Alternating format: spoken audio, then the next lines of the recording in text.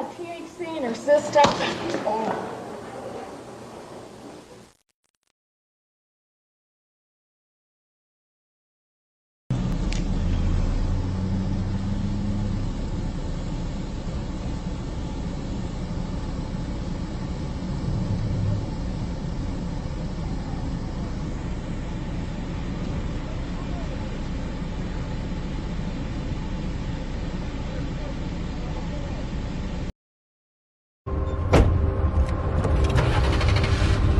Teach your man how to squabble.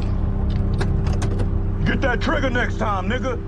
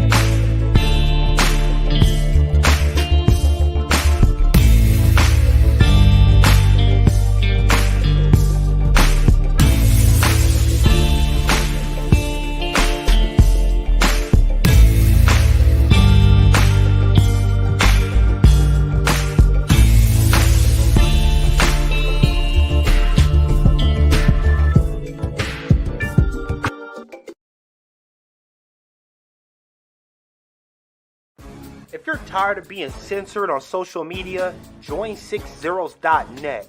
It's black owned, black operated, and black moderated, and we make sure it stays a safe space for us to talk about all things black culture. We also got some cool gear like the FDM cotton crew neck, the Fearless Ancestors tee, hats, and more. Check us out at 60s.net.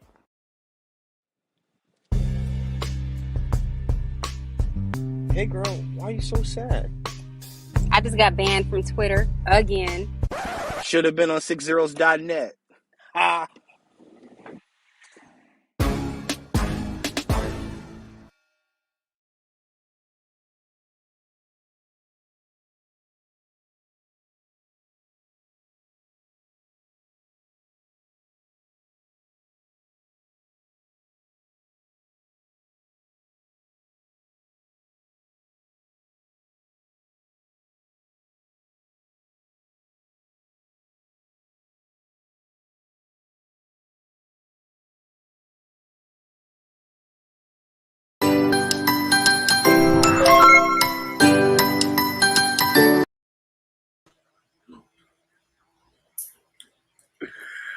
right. Welcome once again to the beatzillapdx official show. I am your host, beatzillapdx officially. And we are here once again for a midweek report. And interesting week already, isn't it? You know, we've seen a few things happening. Some things in-house and things around the world as well. So with things we have seen around the world, they say the world is even spinning faster now. So there's that. So some could say that, hey man, maybe Babylon is falling. You know, but make no mistake, you are tuned in to the Beatzilla PDX official show. And I am your host, Beatzilla PDX officially. So let's see who we got in the chat. As you are coming in, please hit the like and share button. Please hit the like and share. And if you have not already subscribed to this channel, please do so at this time so you can be notified anytime that this channel goes live or uploads a video. So let me see what we got in the house. Nikki DeGuy, my chief moderator in the house. Rayvon Johnson, Judah Queen, Lawrence Lilly, Samuel Logan, Kid Gravity Beyond. What is going on, my brother? Y'all go check out his YouTube channel and give him a subscribe. Tasha Peters, see you. Tia to you. Buzzer Cam H1. What's going on, my brother? Silent Deep Productions in the house. Film Animation Art, I see you. Rain Love and Ange in the chat. Dark Skin Brother, shalom, my brother. Phantom Beat, what is going on? So, as y'all are coming in, y'all know, again, they have been pulling up on Power 106 in L.A. Sister Nordos organized that whole pull up and has been out there. They were out there again today. I don't think I've seen any footage from today, but I definitely know that they have been out there. So hopefully they probably got some footage on Twitter right now, I'm sure. But nonetheless, tweet this broadcast out, or put it on your Facebook, Melanated People 6 zeros. There's the other one, because somebody actually shares my stuff on that other black site. I'm not sure the name of it. Thank you. I cannot remember at the moment who that is, but yeah, I've heard that. I've been up there, so yeah, man. Shout out to y'all. Afro Elite in the house. Salute, Black First, my brother. Y'all go check that brother's YouTube channel out as well. So yeah, they pulling up down there, and what we're seeing is how people actually feel about us, ain't we? You got angry, screaming, pink-haired women trying to cause a fight. You know what I'm saying? Oh, her face is covered up by my logo. How about that?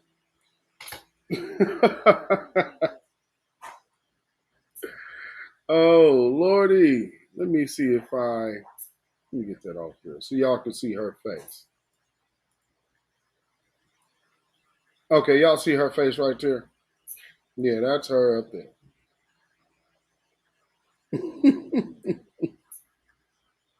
Z-Nay J, I see you in the chat. And then this family down here is also, this family is the family that was recently denied access to I guess it's Kansas City water park after they had already had reservations. So we're going to talk about that as well. And then, of course, you see Joe Biden and, of course, Carolyn Bryant and understanding that society has not changed as much as they have wanted to convince black people. No, let me not say wanted to. That they have convinced black people of, and that is the one thing that we're going to have to address. Well, one of the things. Also, first, let me start here by playing you this video from this brother telling you about the civil rights and the benefit it has had for black folks.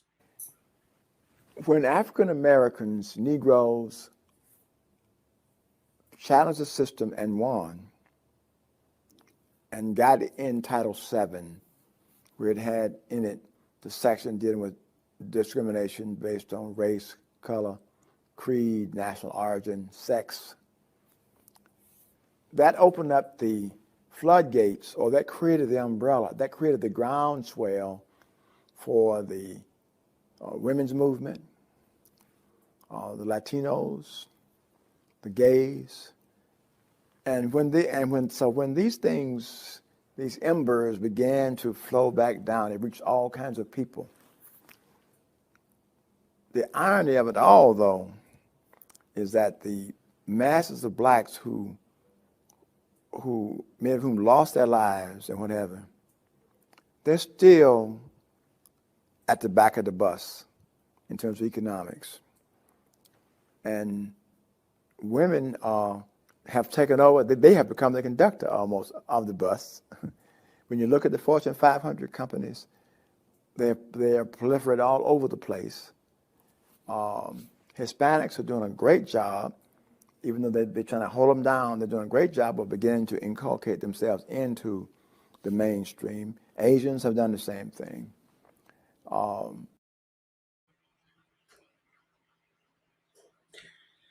And with that being said, you're seeing a lot of these so-called brown people coming out, and also white, because that woman looks very Caucasian. We found out what her name is, Ashley Calvert, or whatever the hell her last name. I don't know what her last name is at the moment. However, matter of fact, I'll put that in. She's all up in the sister's face, trying to create a beef. And those are the one things that we do not need, are unnecessary beefs. With that being said, let me give this brief PSA to anybody who needs to hear it. As y'all know, we have a rally coming up in Washington that brother Tariq Nasheed is putting on. And, when you show up to something like that, when you're making a statement, a political statement as such, you want to put your best face on. Another thing to consider, when you're stepping foot in Washington, D.C., you are stepping before the beast. It would be best that all of your ships are sailing in the best, right, correct direction on that day. Because I've heard some people say a lot of personal plans to take to Brother Nasheed's event, which is for the people. Keep in mind, it's an event. It's not about you. The safety of your brothers and sisters out here is most important, not your hurt feelings. You come to an event about empowerment, you be about empowerment. I don't know any soldier who would find it wise to show up to battle to fight with someone else on the same damn side. And that's all I have to say about that. Now, moving on. Torian Ray, what's going on, my brother? Man, I'm not invested in anybody's personal situations, neither here nor there. All I could say is when you go out there, you represent all of us. not just yourself and your feelings. You know, I hear people making all kind of. And here's another thing: please shut up. I repeat, shut the hell up. You're on Twitter talking crazy about this event. Now, how does it look? If something happened, because, you know, we know how many people do not like to take accountability for nothing. Just be mindful. All of the mouthy, I'm going to do this and we're going to do this. We're going to pull up here and pull up there and all of this. We're going to do this. Gives fuel. Nothing but fuel for agent provocateurs. And nobody can seem to understand that part. I have to look at you just like the agent provocateur that I'm talking about. But we'll see.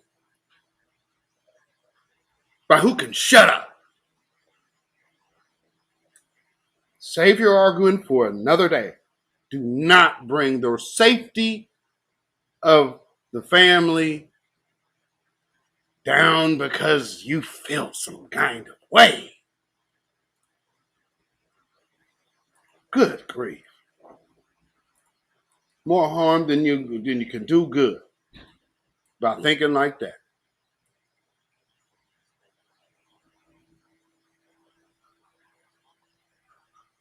Hope it makes sense.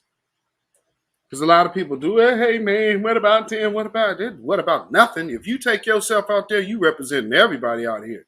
Ain't nothing about your personal business about the business of empowerment out there. Better leave that before you take your ass on that plane. Going out there with all kind of stuff. Man, playing around in Washington, D.C. in front of the White House. Yeah, that makes a lot of sense.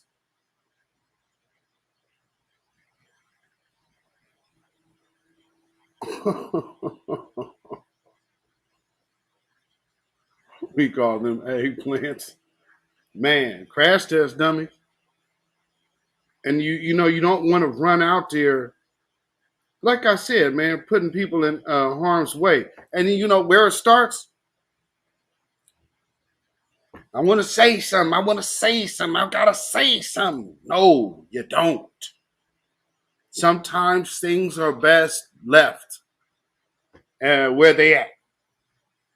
You don't rock with this, they don't rock with you, cool. But when I hear a person say, hey, man, you might not want to say that, and then all I'm hearing is pushback about saying, let me go throw a monkey wrench in progress because I feel some kind of way, I'm telling you, I'm smelling something funny.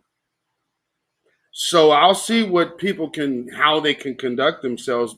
If the movement is more important, or man, I feel disrespected enough. Hey man, you're a public figure now. Disrespect is coming every day. Every day. Get your name on a list. Then you'll see how unimportant that is. Somebody ain't talking about me. So what? Good.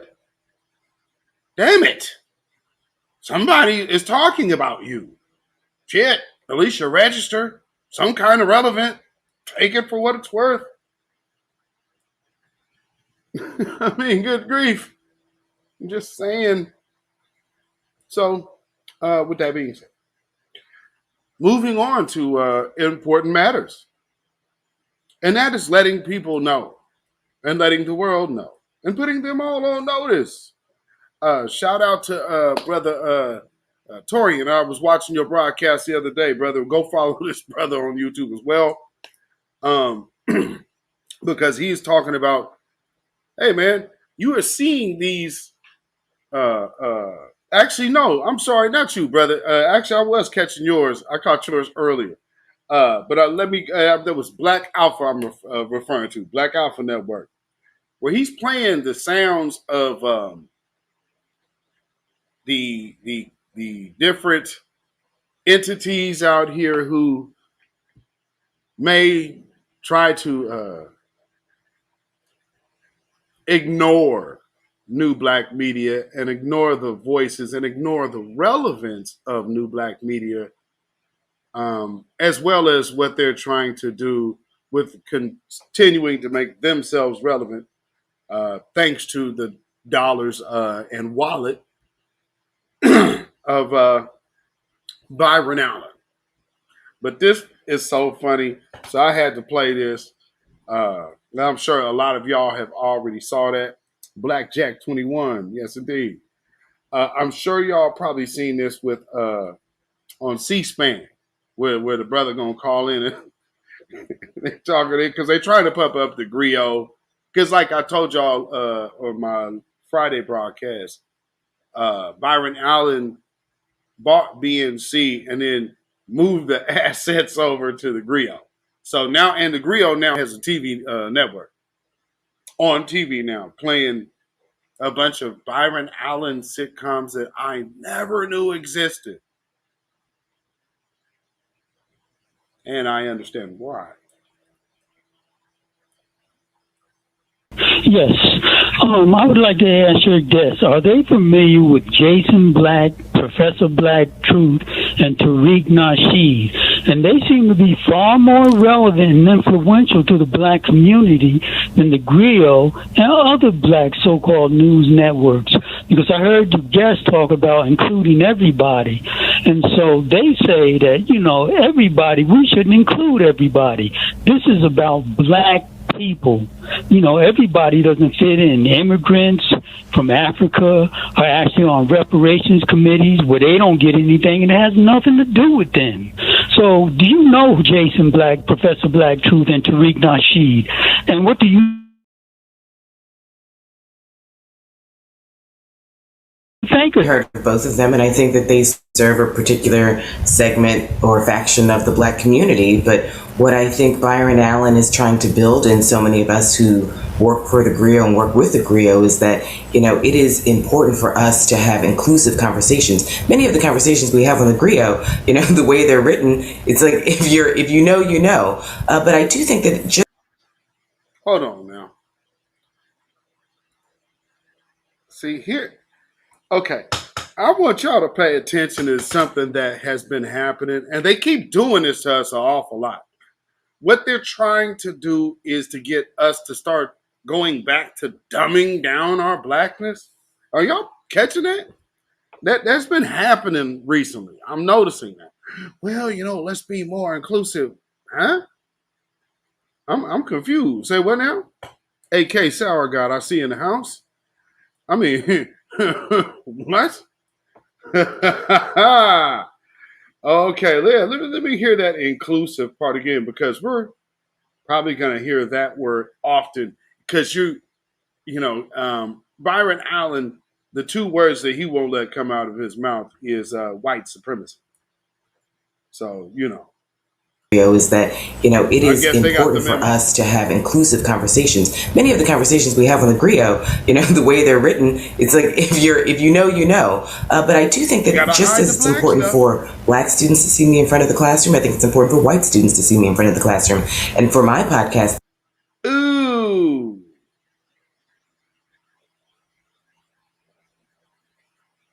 oops,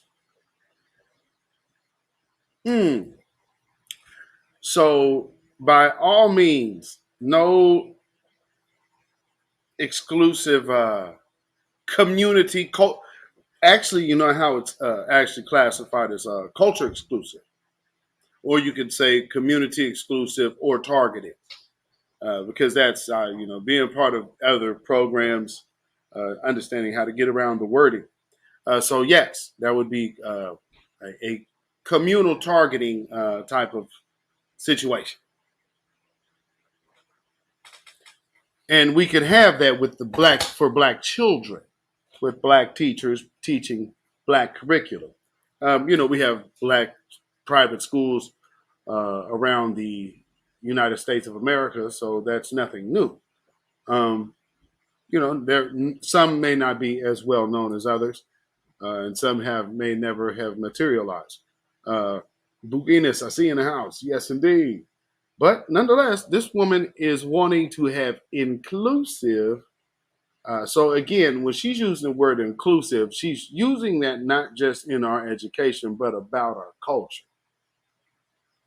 So see, that's the conversation that they're kind of like. So if y'all not familiar with the Michael Harriot dude, he's the dude that had the debate in Twitter Spaces with Marcel and got lambasted because what he was doing was calling out Marcel and New Black Media and basically trying to say that nobody was paying attention. But now here he is and has to shout out to that brother that called in. That you could just see the look on that sucker's face, couldn't you? See, these people, they know who New Black Media. They know not just the big three. They know who Afro Elite is. They know who Torian Rain is. They know who I am. And now they most definitely know who Marcel is.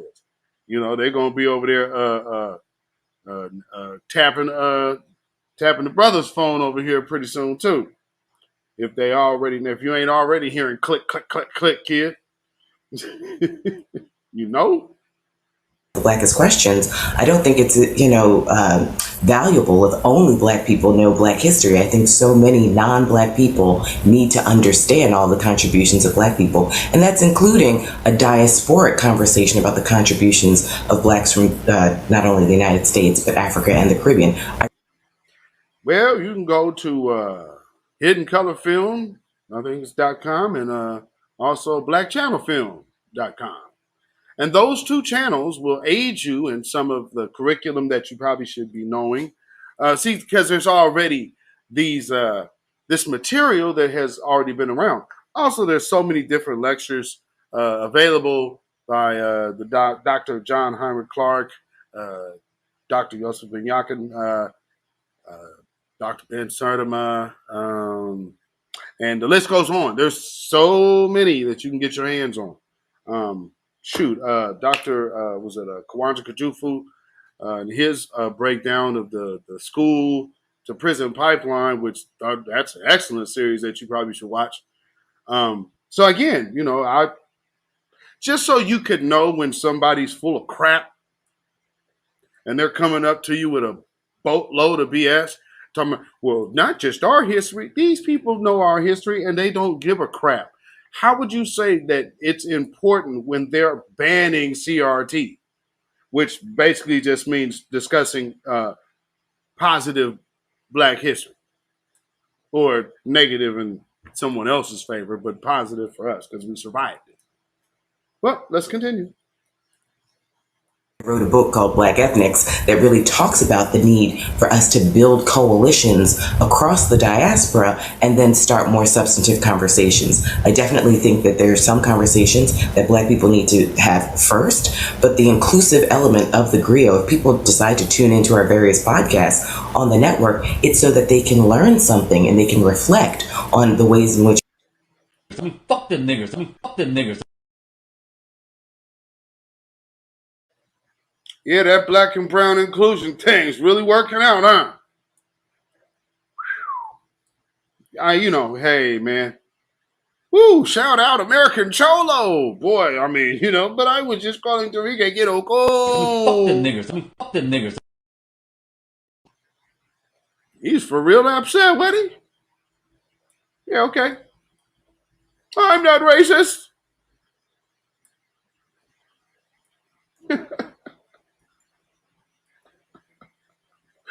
Torian, okay. now the Torian Reigns video. Bro, you caught the LG. You guys, what about LGBTQ rights? So they're out there in the pull up, and the brown came on out, being absolutely disrespectful. We're gonna play that too.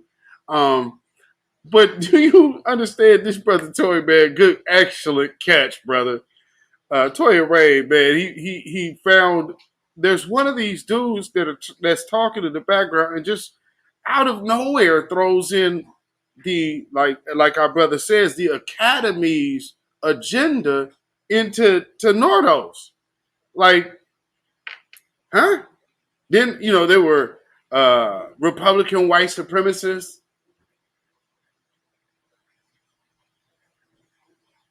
Yeah, the black, all, yeah, okay.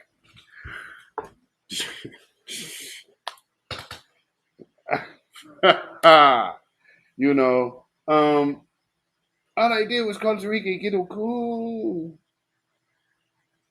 Him, not all of you. It's like, oh, yeah, that's that. I don't know why you think that one sounds good. Let me get this in here. Here's the second. Bear with me 1 second.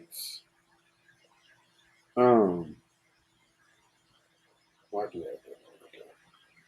I gotta show y'all something because these people really, really end up doing the most, and so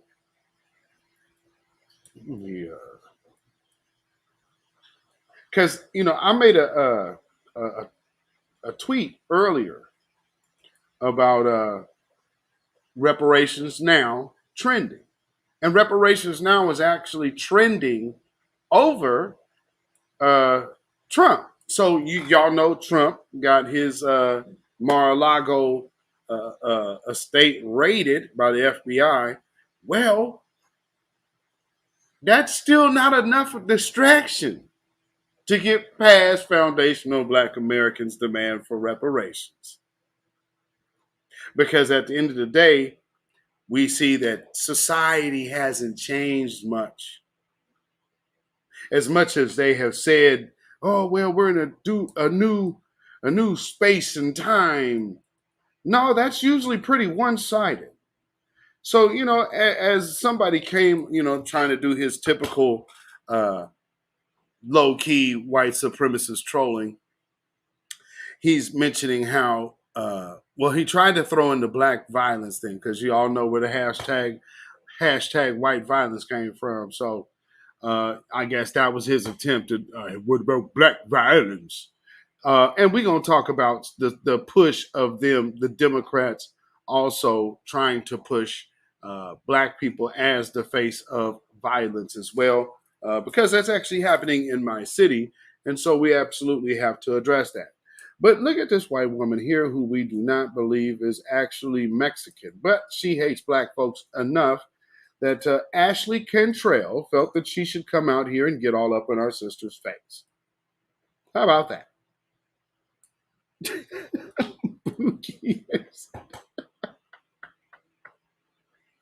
But like the dude, okay, so the dude comes on my space and he's talking about, well, there's been 100 billions in black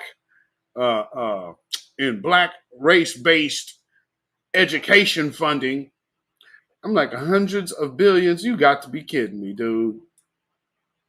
This is where that money's going, fella. Take a look on your screen, folks. HBCU alums. So when they sit up here and start talking crazy to us, hey, hold on, man. Hold on. Hold on. We have to get to the meat of the matter, you dig? So, yeah, that's not us reaping those benefits. Oh, well, all this money for black. Stop. No, we ain't seen a dime of that. That's going straight around us. Oh, do I have this video? Do I have this video in here? I do have family. So, yeah, I'll hit this story now. So again, in Kansas City, there's been this incident of clear, blatant discrimination. I mean, that's not questionable for me. My problem with this whole story is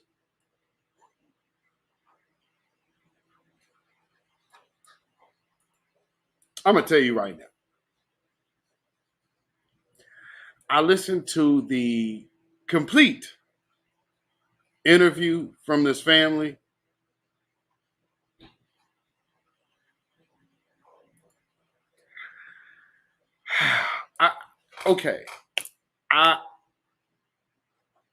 I'll say that maybe this brother right here, and I'm not sure about this sister, but just maybe they are not FBA. Maybe. Just maybe. Because I have never heard so much splaining in a clear-cut case of discrimination that somebody is sitting up here talking about get this woman some help and get her some training and made all the kind of excuses for her blatant anti-black racism. And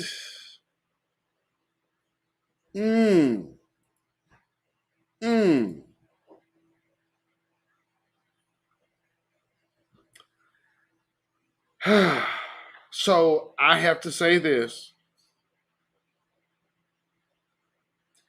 This is kind of my position. But I will let you know, But if you want to know where Beatzilla stands in this, when you get out there talking like that,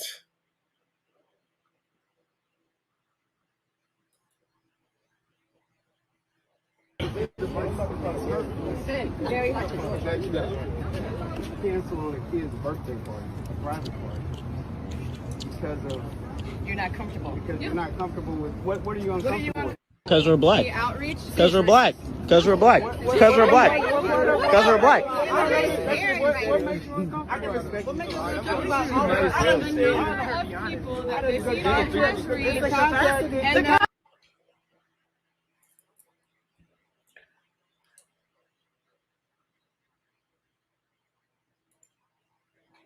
now, uncomfortable. And I'm not going to play the what I heard, but I just got to tell y'all, I listened to the entire press conference, and it's on YouTube. If you guys want to hear it, I mean, brother, when they have displayed so much open, blatant racism, you don't have to make excuses for them. I mean, this training, this is the one time where you pretty much have the situation dead to right. But this dude comes out splaining for this woman that you just saw. You understand me?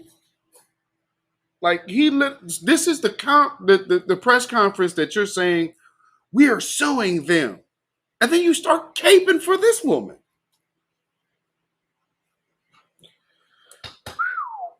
Woo! Here's the story, ladies and gentlemen. Was ruined by a last-minute cancellation. The water park says the family violated terms of their agreement. The parents claim it was something different altogether. Tonight, after we pressed for more answers, Lee Summit officials doubled down on claims that 500 teens attempted to get into that pool party. The city told our Megan Abundance they had serious concerns about the safety of the party guests. We all came in flip-flops and two pieces and Speedos and wanted to just jump in some water because it's 100 degrees. The Evans family rented out Lee Summit Wave for 2 hours Saturday night for their 17 and 15-year-old sons. The price tag, $2,000, paid a month ago. The day of the party, they were turned away. I saw his eyes. And, he was tearing up because, like you said, the embarrassment, like, we've been building this thing up the whole summer, and all of my friends are here, and you won't let us in. The city of Lee Summit claims they canceled because several terms of a rental agreement were violated. Namely, the Evans family agreed to invite less than 250 people. But the city says there were way more than that number in the parking lot. In fact, they called police to help with crowd control 2 hours before the event started. The city says police roughly counted 500 teenagers, although the family disputes that. Another point of contention, the city said the Evans family agreed the event wouldn't be promoted on social media. But the boys did share an invitation on Instagram with their 19,000 followers. The city says they tried to contact the Evans family multiple times to talk about their concerns and security. And with no answer, they canceled the party. The Evans say they didn't get any of those calls. We've asked the city for phone records. Meanwhile, for the Evans, they maintained they weren't over the guest limit and instead believe they were being racially profiled. That's what it is. If it was a large group of white folks walking up, it wouldn't be a problem. She says to us that this event doesn't represent Lee Summit Waves, and we're uncomfortable having you here. We asked the city why not just let the first 250 people in and turn the rest away. They did not answer our question and referred us back to the rental agreement. In Kansas City, I'm Megan Abundis, KSHB 41 News. And briefly, here's another story.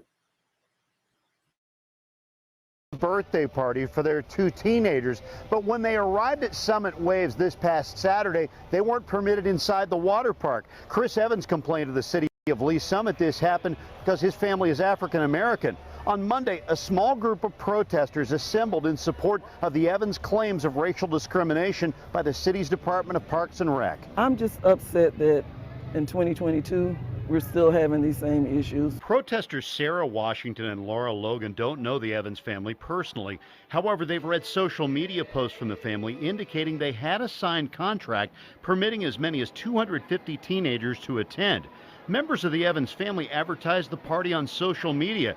Pool managers told city leaders as many as 500 young people showed up for the weekend soiree, twice the number agreed upon. Managers said they were uncomfortable with the gathering. These were African American teenagers, and she may have felt uncomfortable, but if they paid, you signed a contract, then they should have been allowed to come in. Ivan Nugent, the Evans family attorney, says so far the family hasn't received a refund. We'd like to see, more acceptance of diversity in the suburbs. We'd like to see more acceptance of diversity, specifically in Lee Summit. In a statement to Fox 4 News, the city explained water park managers canceled the party because too many people showed up. The statement reads, quote, after multiple attempts to reach the renter in advance of the event to discuss safety concerns, a connection was not made until the hours leading up to the event. At that point, the only recourse was to cancel the event. That statement from the city of Lee Summit indicates they want to work with the family. However, all gatherings must be conducted in a safe manner. Sean McDowell, Fox 4, working for you.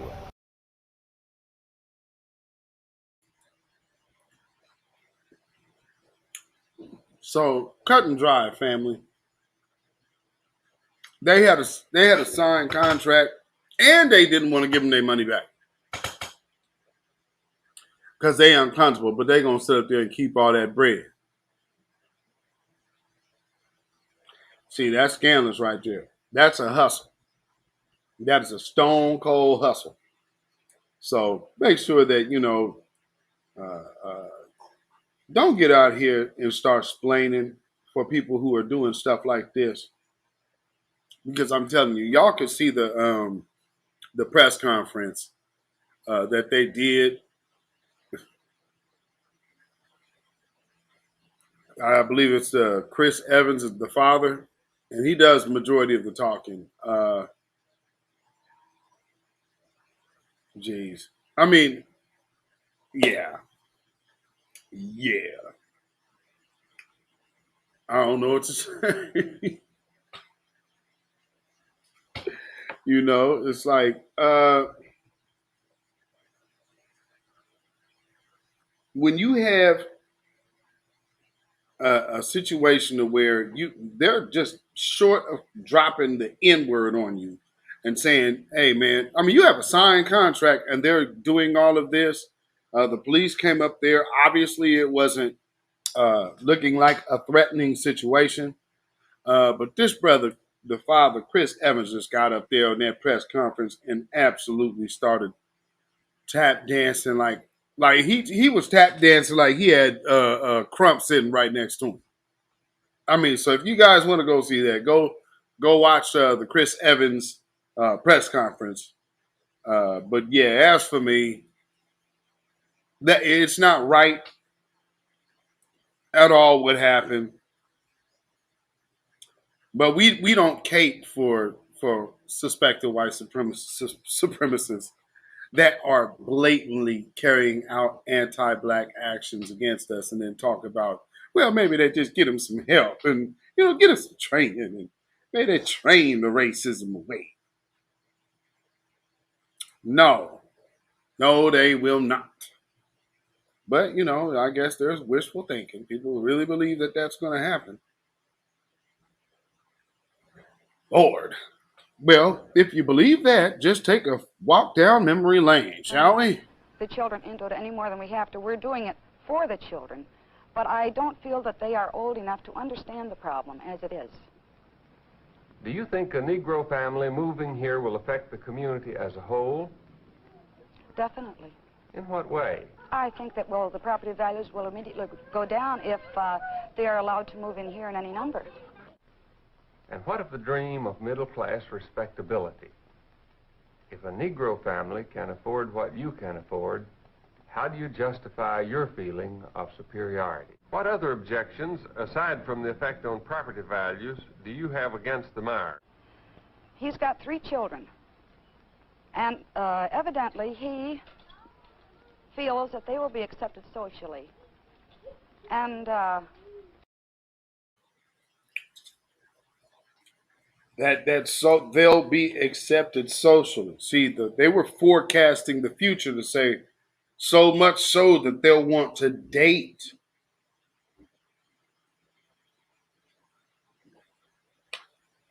You seeing racial forecasting in the 50s? You can't get some of these cats to see past next week. Understand who your enemy is and stop looking to beef with other black people. There is nothing that a black person can say to you that can amount to anything that these people have done to you. Cut it all the way out. You know what? We also have to address these, because there's a lot of people that believe other groups, and typically this is women, because men don't really have this luxury. Men always kind of see the reality of all groups, because you'll only know how a person deals with your culture based off of how they deal with your men, because women have what all men want. So in this situation, that's how you'll know. So if you got somebody that is not of your culture that only wants to be around your women, but always disrespects your men, that person does not rock with your culture. I've had to explain that way too many times. I will definitely say that. Oh, this white man understands my culture.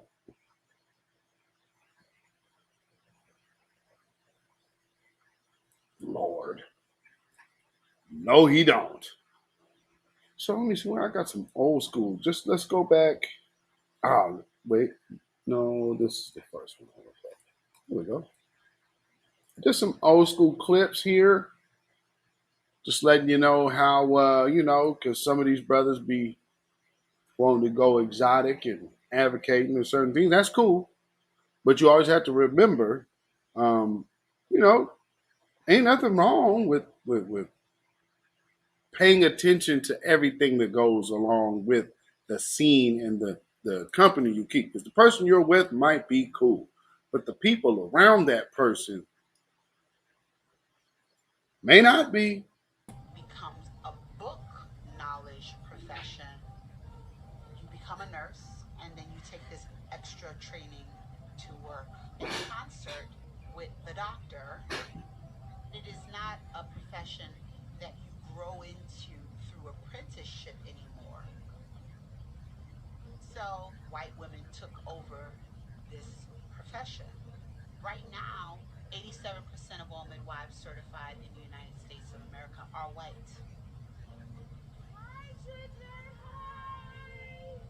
I'm very involved with students around the nation, especially here in New York. We need more midwives in the space.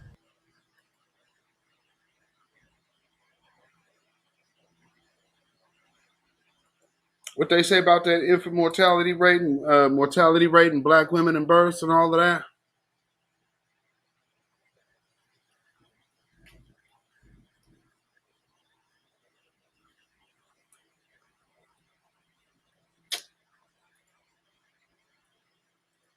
We go all the way back. Talking about when people don't fool with you the long way, you need to be able to recognize them. You understand? Like I said, don't show up to battle looking to fight your own. Cause shoot, you got enough with black skin out here looking to stab us in the back first chance they get. You did? Look at this. Mexico City, 1937. So, you know, when I look at pictures like this, I always ask myself, like, what are they thinking, right? I mean, how can you be a Mexican, a mestizo, and be a Nazi, right? That just seems like such a contradiction in terms. And, you know, what I found, and this was one of the surprising things, that somehow indigeneity, either its rejection or its affirmation, oddly enough, is part of what it means to be a Mexican Nazi. So, for instance, the affirmation. This was something that, as you saw, like Nicolás Rodriguez is in direct communication with Arnold Krumheller, who is one of the Nazi agents that's trying to promote Mexican Nazis. And he said Mexicans and Germans belong to the same race, not only because the Spaniards were Goths, but because the Toltecs originally immigrated from the north, just like the primitive Germans. The first Aztec Indians had blue eyes and blonde hair, just like the Goths. It was the Moors who immigrated to Spain, and interpaired with the Spaniards who brought their dark skin. Right? So this idea of somehow indigenous people in Mexico not only being honorary Aryans, but in a sense, real Aryans, right? Because they shared the common Toltec roots.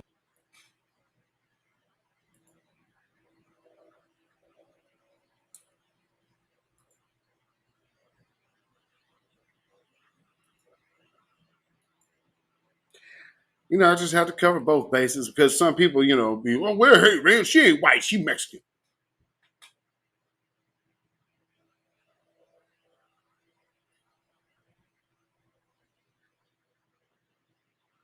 Well, moving right along.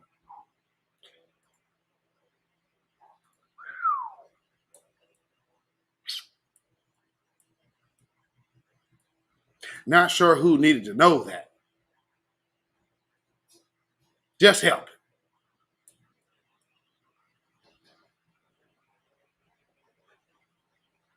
Oh. Yeah, I'll get to this, dude. And yeah, so now we have hit the tether portion of the evening. And I guess birds of a tether stick together.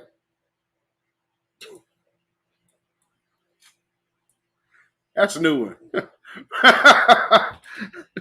Birds of a tether stick together. And that is the name of this segment. Over here, hey, before we get into that, this guy's dangerous. Before we get into that, can we highlight my man's hat? Check out the hat, dog. I need one of these hats because this is the realest quote I've seen this year. Our brown people do not get enough credit for what they do for this country. And you racists, I can't say the word, need to give them more credit for what they do. Because I love everything y'all do and what y'all stand for us. We appreciate it, man. Come on, baby. Let's go. We stand together, bro. We stand together, bro, for real, man. Can you imagine, bro, Latinos and black people uniting the way we need to, bro? To change the world. Oh, my God. To change the world. And we'll box out a lot of these prejudiced beliefs. Yes, sir. You know? Yes, sir. Because we make this country. This country 100%. ain't nothing without us. That's a fact, and they can't move without us. Can't move without us. Come on, we need to understand Can't move that. without us. Now, like I said, birds of a tether stick together, and the talk is always the same. Say, man, he did everything but saying work hard, but sticking together. And stop. That's that Caribbean lingo. Cut it out, dude. No, no, no, no, no. We see you, sir. Let me get that out there. Let me get this other one in here. Because then, y'all probably saw Tariq Nasheed called Fresh and Fit. Fresh and about to have a fit. Hey, what was it? Why they keep blocking everything? All right. Let's see here. Oh, man. AOC. I need to get to her, too. AOC. But we have to play some of these, because these people come out talking crazy and then act like because act like we have done something wrong to them, which is not true at all, because they come over here with this condescending attitude. Matter of fact, me and Black Alpha had our space on Monday, and there was a couple of tethers that came in there trying to act like they weren't and trying to act like they was cool. And and then they show their true colors after a while. And then, again, because I checked them on coming to us and acting as if you don't have any duty to show honor to Black foundational Black Americans. So you're gonna sit up here, oh well, yes, I understand, and then later on he flips into doing that spiel. But just listen for the subtleties or not so subtleties in that type of conversation, because anytime somebody's talking, they are not ignorant. And this is one of the Black folks. I hope y'all learn this and really just start absorbing this in your mind. More people do more deliberate stuff to you than you will ever want to admit. And it's like you refuse to admit that these people are deliberately doing stuff to you. Well, maybe they don't know. Please let that notion go. Yes, they know what they're doing. Yes, they know they're being disrespectful. They don't care. Stop trying to explain, well, man, they just ignorant. No, they ain't. That was another thing that dude was doing. Man, they just ignorant. There's so much ignorance and no, no, no, no, no. They are just flat out racist. No changing them. That leopard is going to stay with the spots. Just like these tethers. They're some of the most racist ones because everything comes back to race for them. Everything. I'm not gonna neglect what they went through in the past. Yeah, I wasn't here for it, of course. We weren't here for it. But that pain is still lingering. My thing is, look, if you want to do better in life and move forward, you gotta let it go. You have to. Yeah. On some level, you have to. So, in this sense, I'm just saying, look, if you're Black and you're being held about by your belief. No, see, the one thing to get past it? Reparations. Justice. That's how you do that. You know how some of these things that actually took place allowed your Black ass to be in this country. How about that? Maybe you should shut up. Being Black, everyone hates you, whatever. Bro, it's 2022. We're Black right here, right? This is proof. No. But we're not historically Black. What is you're it? Right. We're not African. You're not a real Black guy. We're not. Oh man, we're not a story. Let's go ahead and throw in the condescending like we don't know why we're even talking about these people. And this is why they're firing up the jet. They're firing up the jet for y'all, man. I'm telling you. That's they starting to get upset too. They firing up the jet because you know the visas can be revoked. Like ain't none of y'all citizens. Y'all over here on visas. You better shut your mouth talking to us. They firing up the jet for you right now. You Somalis, and boy, you ain't none of you citizens. You're all over here on visas. I hear the jet. The wheels is on the tarmac. You better stay out of my space. Well, I hear him firing up the jet. Shut your mouth talking to me. So that's why a lot of these people, because y'all thought they were citizens. They ain't citizens. That's why you hear they be over there, oh, call it nice. Oh, no. Oh, hey, man, that ain't cool, man. No, man. That's fair, man. He sound like the cops. He sound like the feds, man. Because you laid up with that white Hispanic. She still ain't legal, though, brother. But nonetheless, let's hear some more of these dudes. We're not. I think it's called foundationally Black America. Some shit like that. Yeah. Like our we're immigrants, right? Right. Immigrants, like our family. Hold on. I think it goes something like if your third uncle back didn't pick cotton or something like that, you cannot be considered talk about real this. black. You can't talk about this. Yeah. So we don't qualify, bro. I think he was in the house. We can't talk about these issues. Yeah, you're right. Yeah. Never mind. Okay, cool.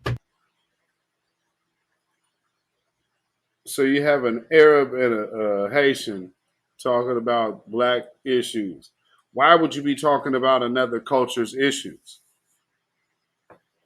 You're not up here talking about other cultures. Now, so there was somebody who hopped in a thread, if y'all was, and if, I'm sure there was plenty that have bothered half of y'all within that thread about Fresh and Fit. They've helped a lot of what you would consider foundational Black Americans. No, they ain't got a foundational Black American around them at all.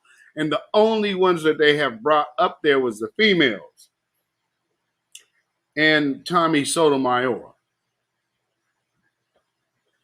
I mean, so, man, but no, they have never put anybody on. That's a myth. They put foundational Black Americans on. Here's another thing. We need some kind of therapy for lying. Because this lying shit is just getting way out of hand. I'm hearing grown men just like, I'm listening to a replay of a space and I'm listening to, I didn't say this. I could literally rewind it and hear you say this. Well, no, that's not what happened. And man, but you can't blame me, but man, I'm going to blame you and I'm going to jump.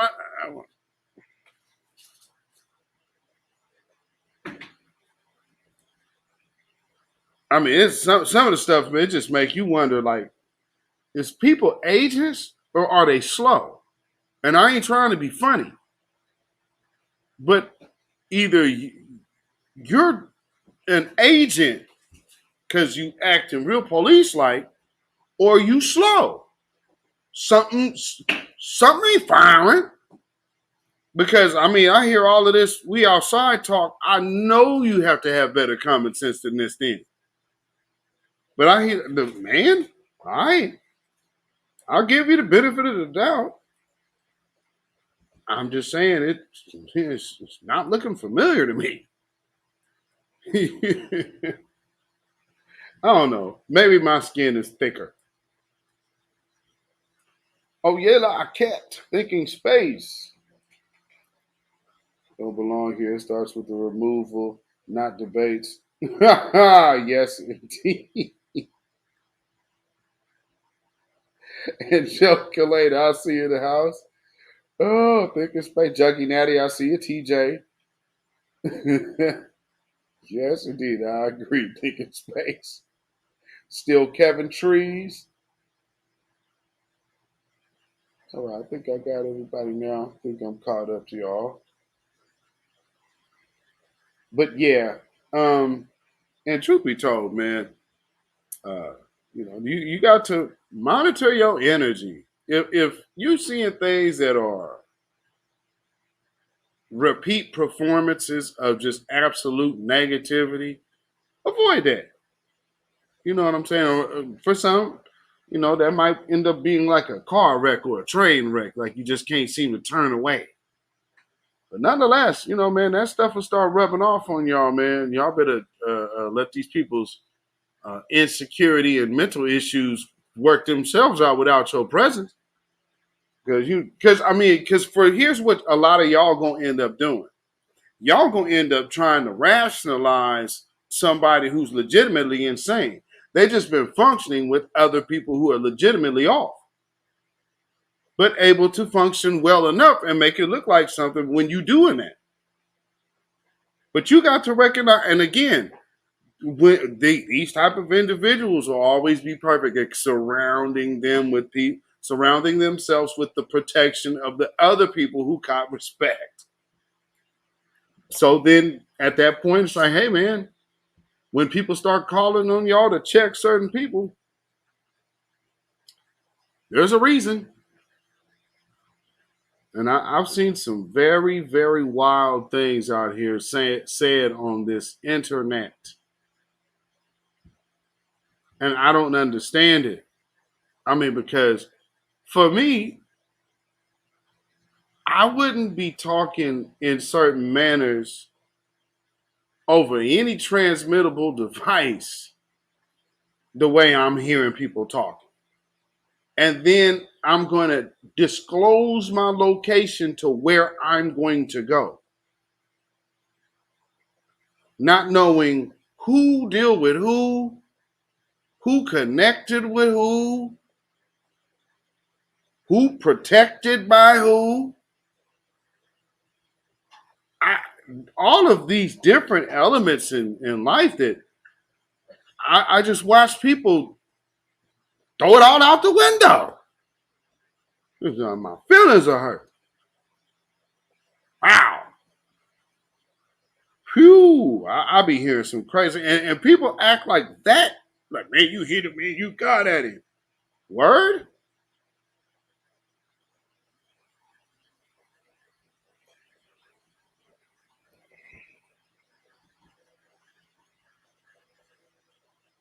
Let me explain something to you, man.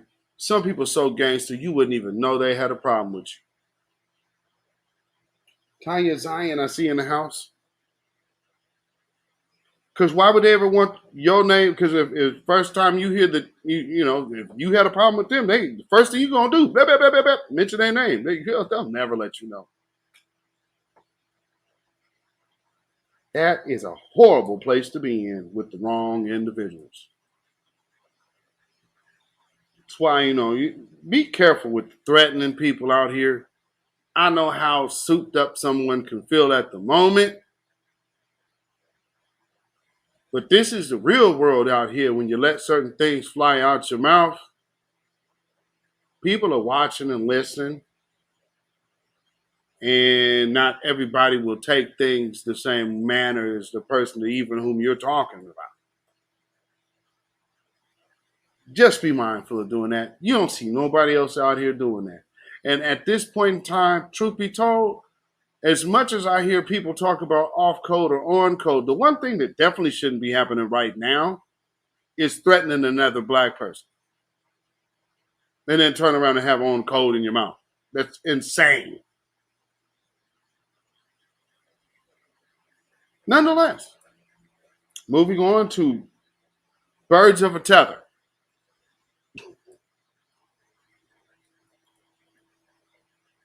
For them. Who's your oppressor? Who's oppressing you now? Same one oppressing you. Sir, nobody's oppressing me right now. So I've never been. You never been oppressed? No. Who's oppressing? Who's oppressing me? I've never been oppressed, sir. Okay. So what is Is the definition of oppression to be treated unfairly? Isn't that the definition? I've never been treated unfairly, sir. When I was in school, teachers, and I'll tell you something even better. White teachers went above and beyond to assist the black students in the class. When I was in college, sir, nobody was oppressing me in college, sir. I don't know what you're talking about.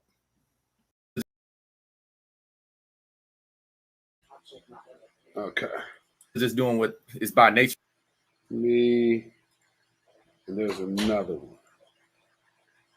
Now, this dude here, if y'all watch or subscribe to Six the Goddess, then that dude should be familiar to you because he actually was on somebody else's broadcast when he flipped out on her. See, a lot of these dudes, they come out here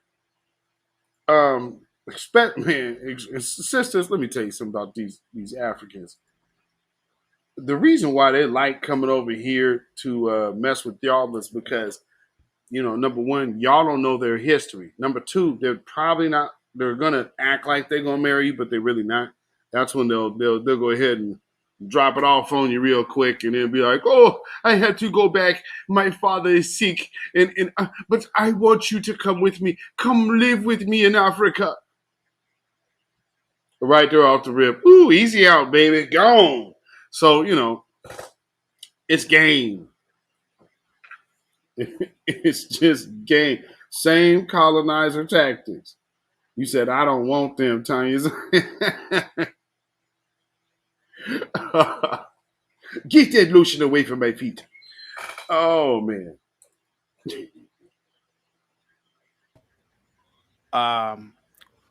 Had a reputation of being gangbangers when they come to America.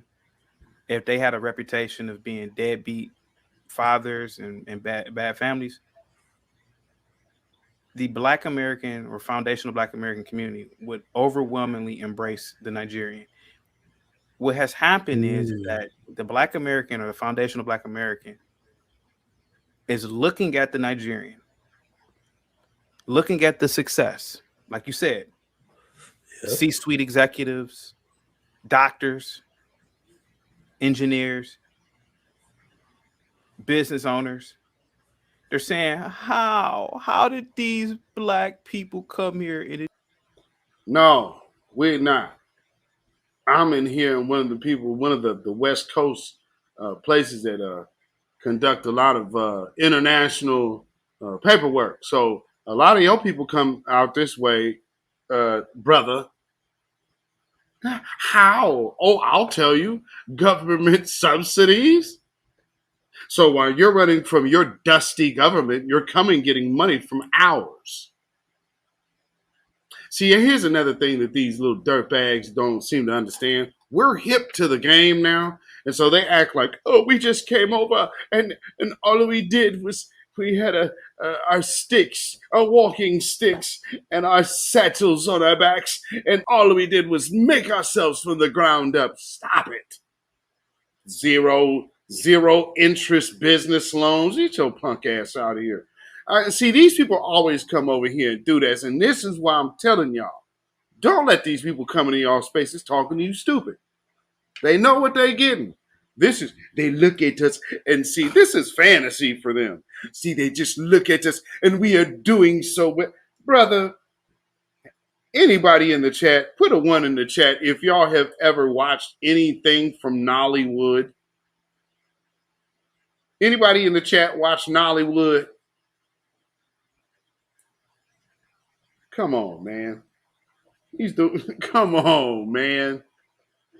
Achieve all this in slavery and blah blah blah, and see, they were told that slavery existed, or they were oppressed, the white man's holding them back, and then they were told that slavery existed. You Joel off eating bastard. How dare you?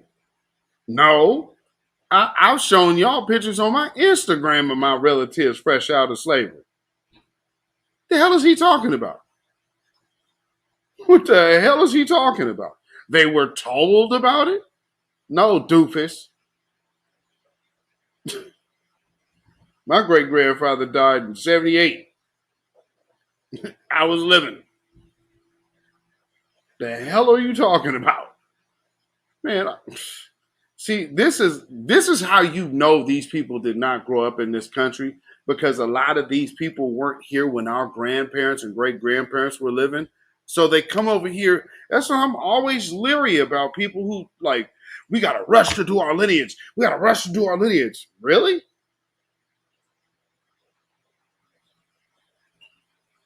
Where the hell you from that you don't have the pictures in your house to know your lineage? Huh? We are not that many generations from a plantation. What the hell is wrong with y'all? Man, we got to go back. Huh?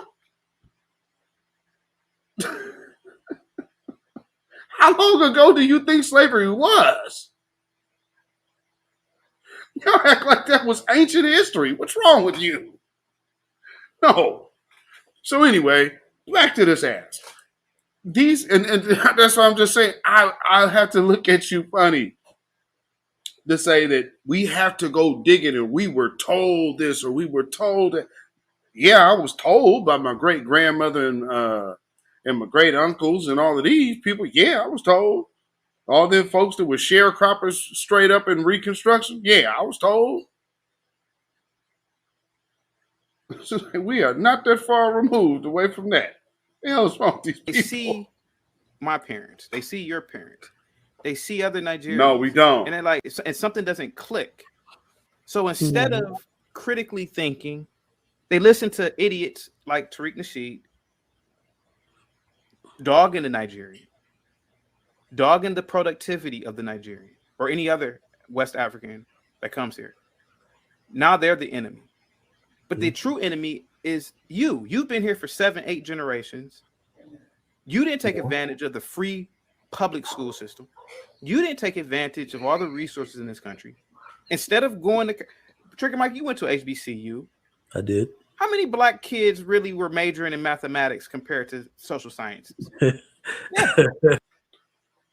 Hey, jackass, you actually got to a HBCU. That's not a Nigerian university. But you guys didn't have any issue. You be coming to why you getting your education from an HBCU? You bastard. Still Kevin Tree said that birds of a tether gonna run though. I'm telling you, man, these people are absolutely birds of a tether. And from the suckerish to the weird. Well, maybe this might not be that weird for some, but I will say this is weird because the comparison does not make any sense, or the labeling doesn't make any sense. But nonetheless, And by the way, for that last brother, see, they look at Nigerians. Let's remember how Nigerians also look at themselves.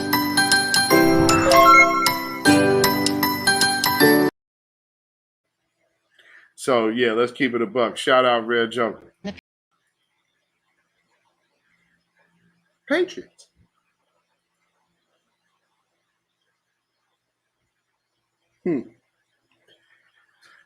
All right. Shade tree nigga.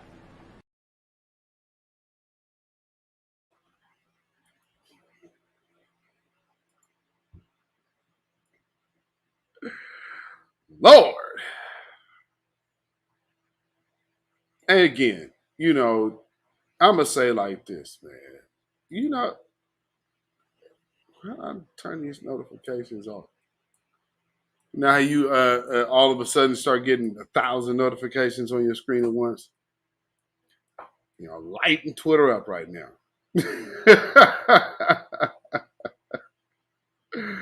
Oh my Lord! But again, see now they can go do that. And we but forget this, that it's okay to take the cape off. and so we are sending a firm message tonight to the Democrats and to all of you disrespectful, ungrateful immigrants. When things ain't going your way, just remember, don't call us, and we ain't calling you. You understand? Like this is just simply what it's gonna be. Don't call us. Because, hey, I mean, we do good. And I mean, I don't know. It's just, if you guys had 700 years to do right, and blah, blah, blah. Shut up. Shut up. And a matter of fact, where were you 700 years ago? See, these people always be talking all that madness. Your country is newer than America. That's what always trips me out. Like, you guys are absolutely decimated to the point to where, all you have is a 40-year-old country talking shit. Maybe you should be quiet. Now, let's see.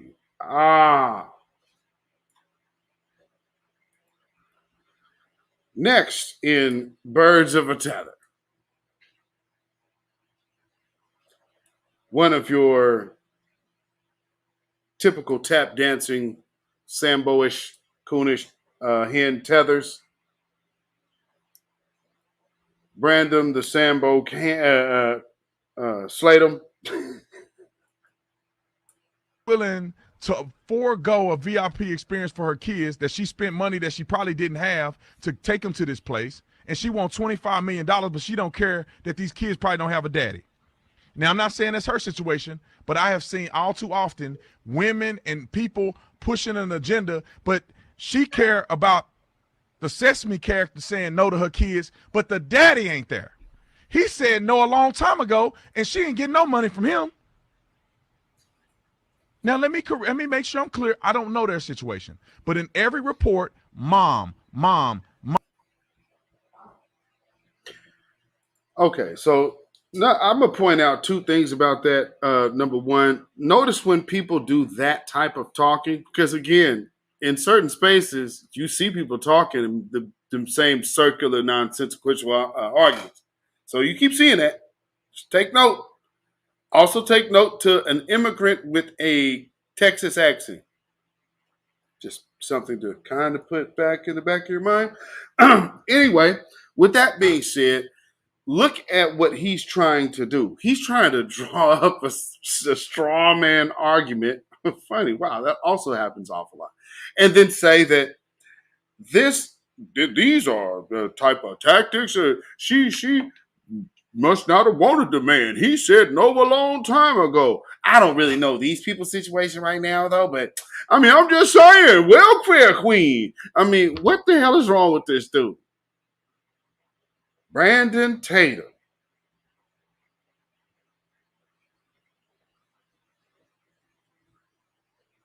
Some people could probably say, oh, yeah, he a former cop too, huh? Damn. Boy, I would not want to have any familiar traits with a Brandon Tatum.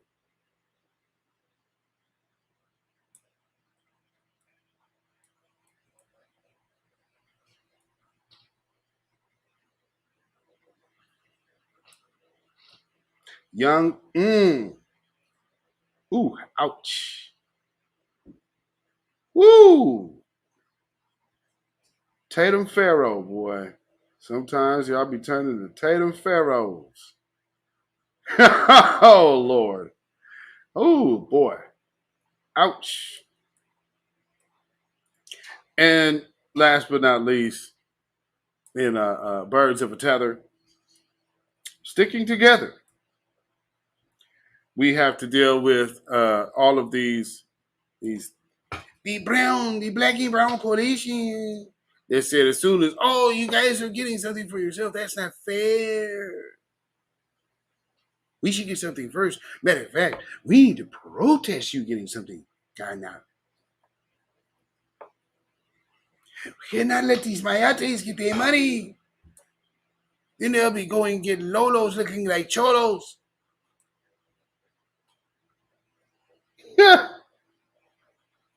Think it's hard indoctrination. Whew, Lord, I'll say. This is what I'm saying. Listen to the Latina. Listen to the Latina. You heard her say this is her land and they just got here in the 80s. In the 80s. We have been here. We're foundational to the country. Shut the fuck up. Call the police.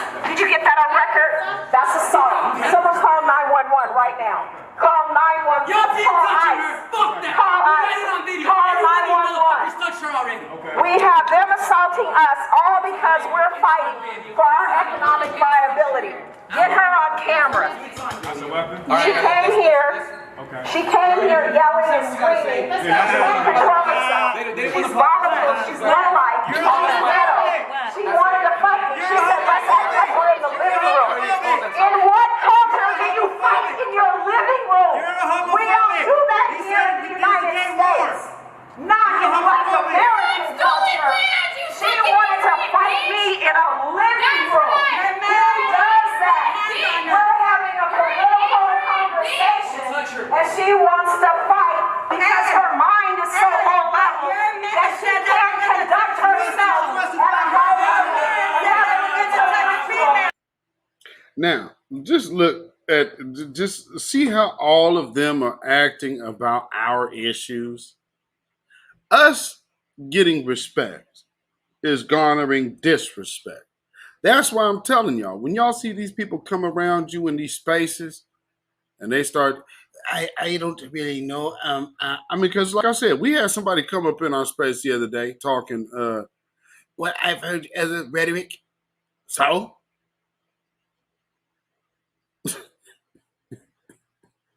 So, I mean, what about the problems in our country? What about them? So you're not, that's not our job. See, they're not used to that. They're used to coming with, aren't you compassionate? I don't care. That's your problem. You better take your ass back to your homeland. And if you come popping over here disrespectful, there's a jet waiting on you to go back home. What you talking about? Fire up the jet.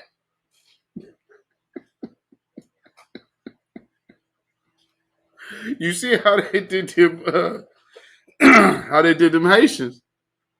They caught them in the water. Was like, y'all taking y'all black asses back. Oh, Lordy me. Productive political conversation. Then we have a guy, a troll with a hat on, and his most intellectual words are blah, blah, blah, blah, blah. And this goes to show you how much people who are living off of us do not care what is happening to us. You coming for me? Yeah, I'm speaking for myself. Don't take it on anybody else. You're coming for me? Me? Okay. I'm coming for you. Okay. And what's your name since you're so bold? Yeah. I'm putting you all over the internet. I'm coming for you. Go home, coward. Go home, coward.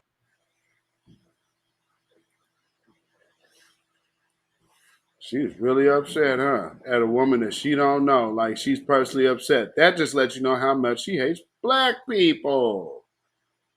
There she is. Ashley Cantrell. She's a nurse, by the way. A sonographer, to be exact. So she might be one of those women in the medical field that'd be like, hey, something's wrong with your baby. You should delete it. You might want to just take note to how some of these people who popped up in some of these situations talking crazy. What's their profession? Yeah. Why would you think, like, what's the same power that a person or a nurse or a doctor could have that a policeman could have? Remember what the video of the white girl talking about how the power dynamics of power, and that's why white women prefer to date black men, is because of the racial power dynamic? Well, how much more is the power of a nurse in a hospital? Anybody see Misery? Why was Misery no longer a functioning nurse?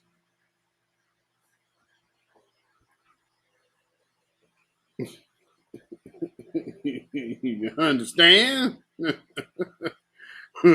Man.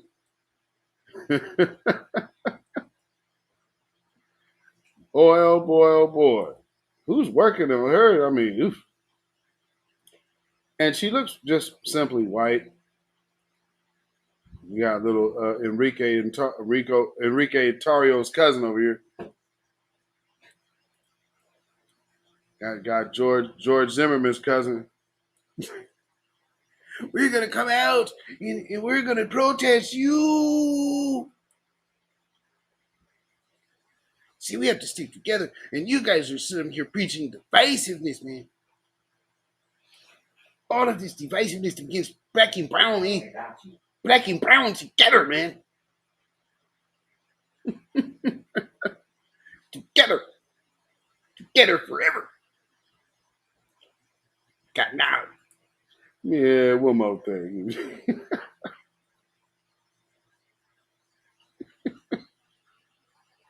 Oh, I see them. Oh, they popped up in here, huh? I see the Spizam. We got you out of here.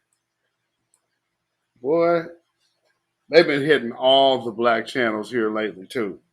We're gonna come up here and get you with the porn. Come to my site. Now here's a little more some of our brown brothers. See, you start talking about black folks getting in a different position. You start seeing how people really act. You know what I'm saying? Check this out.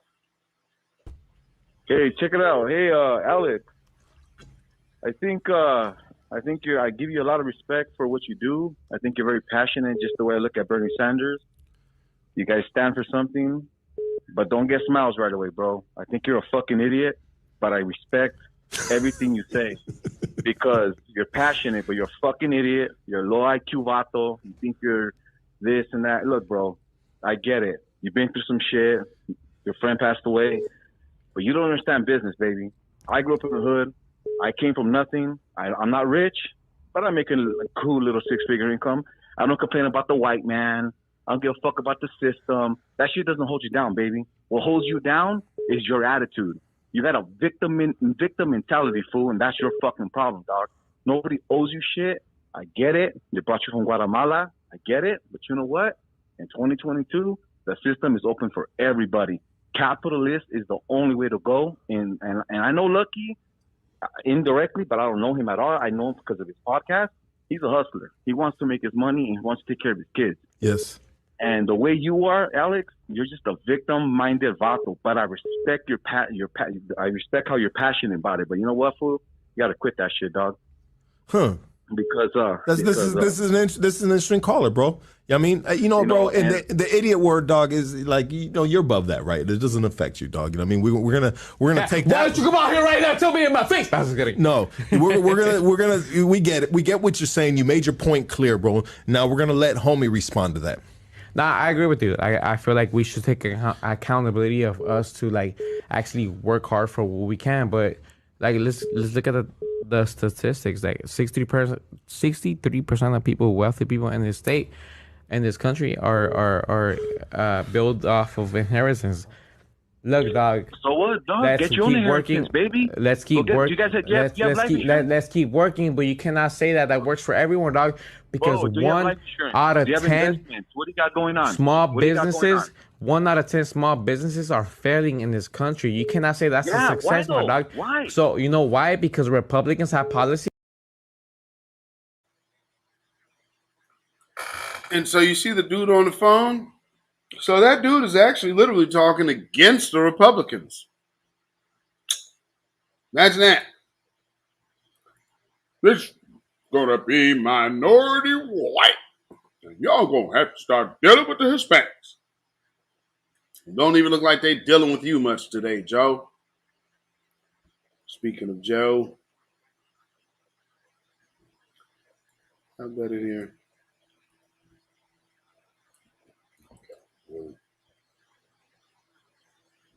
I gotta turn these notifications off.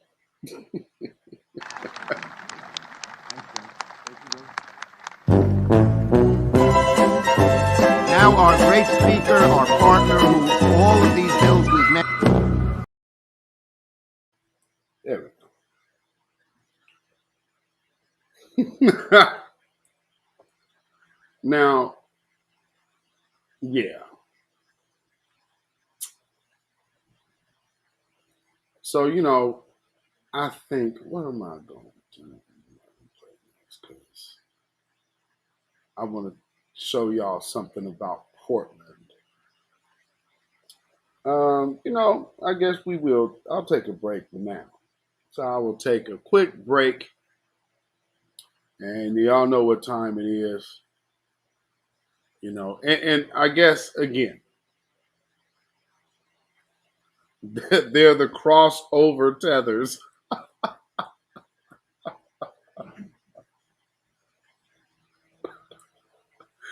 You know what's so funny is like these people come over here talking about how we need to get together. We need to get together. Then the second half of their group is over here dogging us in this first chance they get about we're not working hard. And trust me, this work hard line, okay, I'm going to tell you what. We're going to fire up the jet, send your asses back to where you came from, and you're going to work hard. And you're going to build your homeland up, and then you will be able to say something. Not talking shit in somebody else's homeland. And that's basically what I was telling the tether Monday, who came into our space. Was it Dr. Cabas, the angry tether? You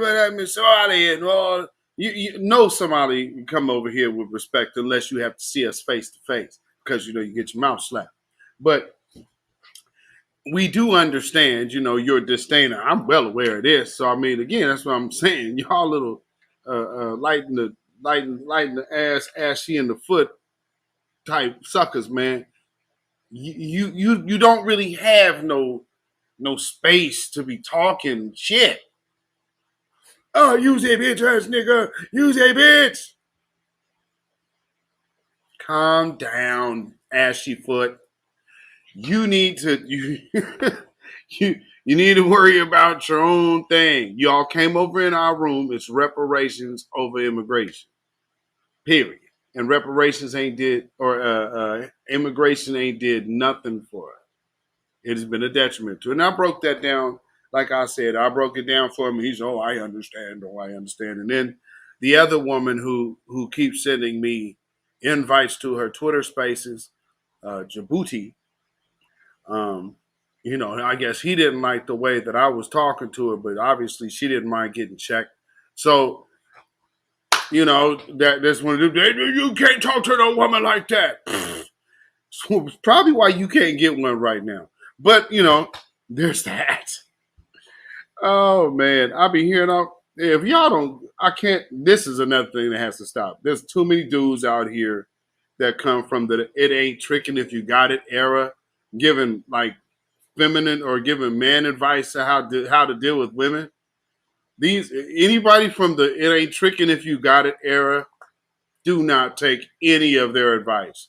Matter of fact, throw that in the trash. You talking about that's like they didn't yet realize that line and where they are is just a total jackass simp. So they be, man, no, man, I'm really no. That's just a pussy begging simp. First time y'all heard that one here, but you know, before you hear it somewhere else.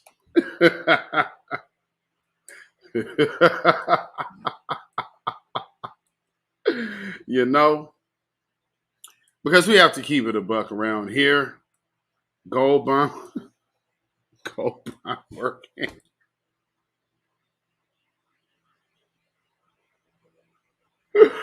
I'm telling you, man, you could always tell them with the sweats, tight, skinny sweats, and ashy feet with the with the Jesus sandals. Man, I mean, like, dude, you feel comfortable with that? Like you just rocking out with that, huh? Just gonna rock out with the sandals. I mean, this is Portland, so I mean, it ain't like it's hot all the time. There'll be sandals all the time, though. So everybody else got on tennis shoes. You got on sandals. And boy, oh boy, oh boy, oh boy. You could sharpen a knife on some of y'all's feet.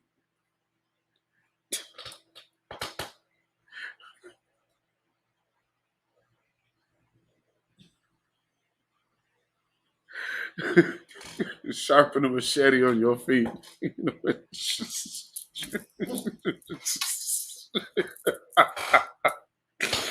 Oh, my Lord. Woo! So, like I said, family, it is that time that we are about to take us a break. And you know what time that is. It is hashtag WWWW. Oh, yeah. Oh, yeah. That's what you say when you see a devil down. Oh, yeah. That's what you say when you take the devil's crown. Oh, yeah. Stay alive, all things will change around. Oh, yeah. What? Oh, yeah. So here I go, kicking science in 95, I'll be illin'. Parental discretion is advised still. Don't call me nigga, this MC goes his. Call me God, cause that's what the black man is. Roaming through the forest as the hardest lyrical artist. Black woman, you are not a bitch, you're a goddess. Let it be known, you can lean on KRS-One like a wall, cause I'm hard. I represent God. Whack MCs have one style gun buck. But when you say, let's buck for revolution, hey, shut the fuck up, can't get with it. Down to start a riot in a minute. You hear so many, bow, bow, bow. You think I'm rich? While other MCs are talking about up with hope, down with dope. I'll have a devil in my infrared scope. Boy, that's for calling my father a boy. Yeah, clack, clack, clack. That's for putting scars on my mother's back. Bow, that's for calling my sister a hoe. And for you, fuck, fuck, fuck, cause I don't give a motherfuck. Remember the whip, remember the chant, remember the rope, and you black people still thinking about voting? Every president we ever had lied. You know I'm kinda glad Nixon died. Oh yeah, that's what you say when you see a devil dead. Oh yeah, that's what you say when you take the devil's crown. Oh yeah, stay alive, all things will change around. Oh yeah, what? Oh yeah. This is not the first time I came to the planet, but every time I come, only a few could understand it. I came as ISIS, my words they tried to ban it. I came as Moses, they couldn't follow my commandments. I came as Solomon, to a people that was lost. I came as Jesus, but they nailed me to a cross. I came as Harriet Tubman, I put the truth to Sojourner. Other times, I had to come as Nat Turner. They tried to burn me, lynch me, and starve me, so I had to come back as Marcus Garvey. Bob Marley, they tried to harm me. I used to be Malcolm X. Now I'm on the planet as the one called KRS. Kicking the metaphysical, spiritual, trying to like get with you, showing you you were invincible. The Black Panther is the black answer for real. In my spiritual form, I turn into Bobby Seale. On the wheels of steel, my spirit flies away and enters into Kwame Ture. Oh, yeah. That's what you say when you see a devil down. Oh, yeah. That's what you say when you take the devil's crown. Oh, yeah. Stay alive, all things will change around. Oh, yeah. What? Oh, yeah.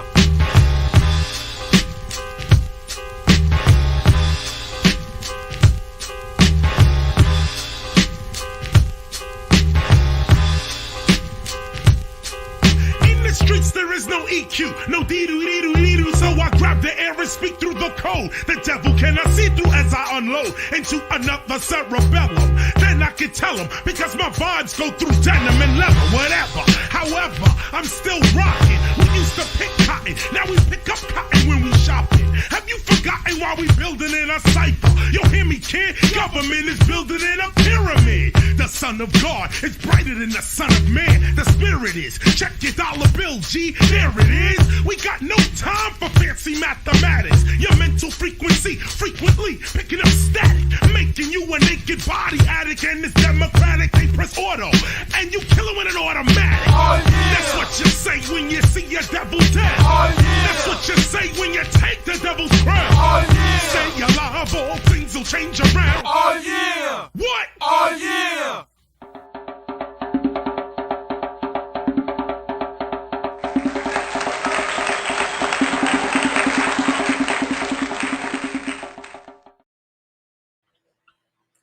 All right. Oh, yeah. All right. So let me show you something. I guess we'll be going to Portland for this one, because something that's been going on here is that they've been trying to make Black people nonstop the face of gun violence, which, you know, of course, is not the case. They're talking about there's a a 200% increase in gun violence. Don't really believe that.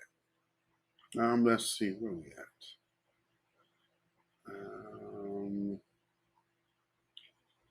Back. So some of these are, because I'm going to show you how they set this up. So, okay, I'm going to take you back. I'm going to take you back to 2020. So here's Mayor Ted Wheeler, Democratic, tied to, you know, the little movement that they have going on. So he is one cog in the wheel, just like Eric Adams. And they're making this push to make Black people the face of violence, not just gun violence, but violence in general. So with that being said, a lot of people have confused him with being a liberal type of individual. No, he's perfected the game, just like Joe Biden. See, if y'all watch some of those old videos where Joe Biden is telling you about the laws that he passed and whatnot, if you will notice, his crime bill, you know who helped him draft it? Strom Thurmond.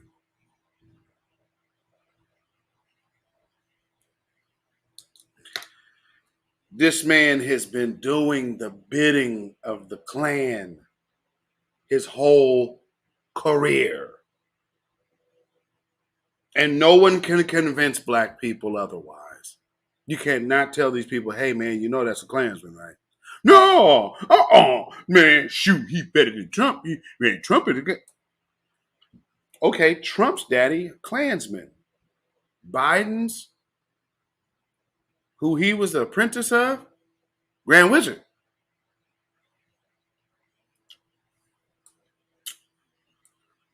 Who said, like he did the David Duke thing. Why do you think David Duke did the same thing? Like, I'm going to denounce this and then I'm going to go try to get into politics. It worked for Strom Thurmond. It did not work so well for Bill, or whatever his name, David Duke. But nonetheless, let's start here.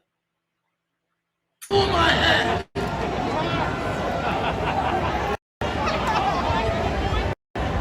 Mr. Mayor, we have a question.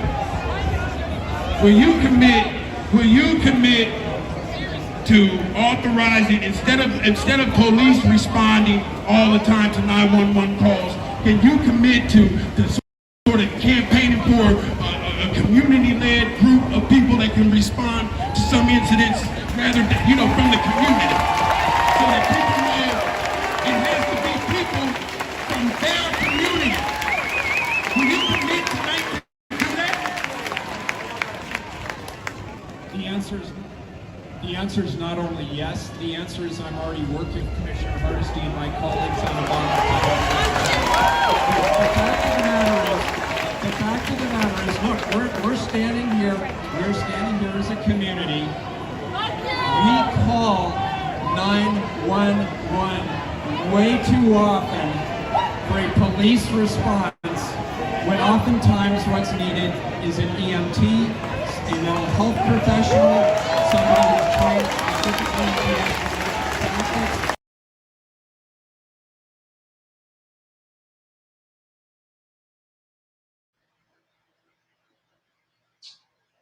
Did y'all peep the quick victim blame switch? I mean, we call for 911 way too often. Oh, now it's vague. Everybody's at fault here. I mean, shoot.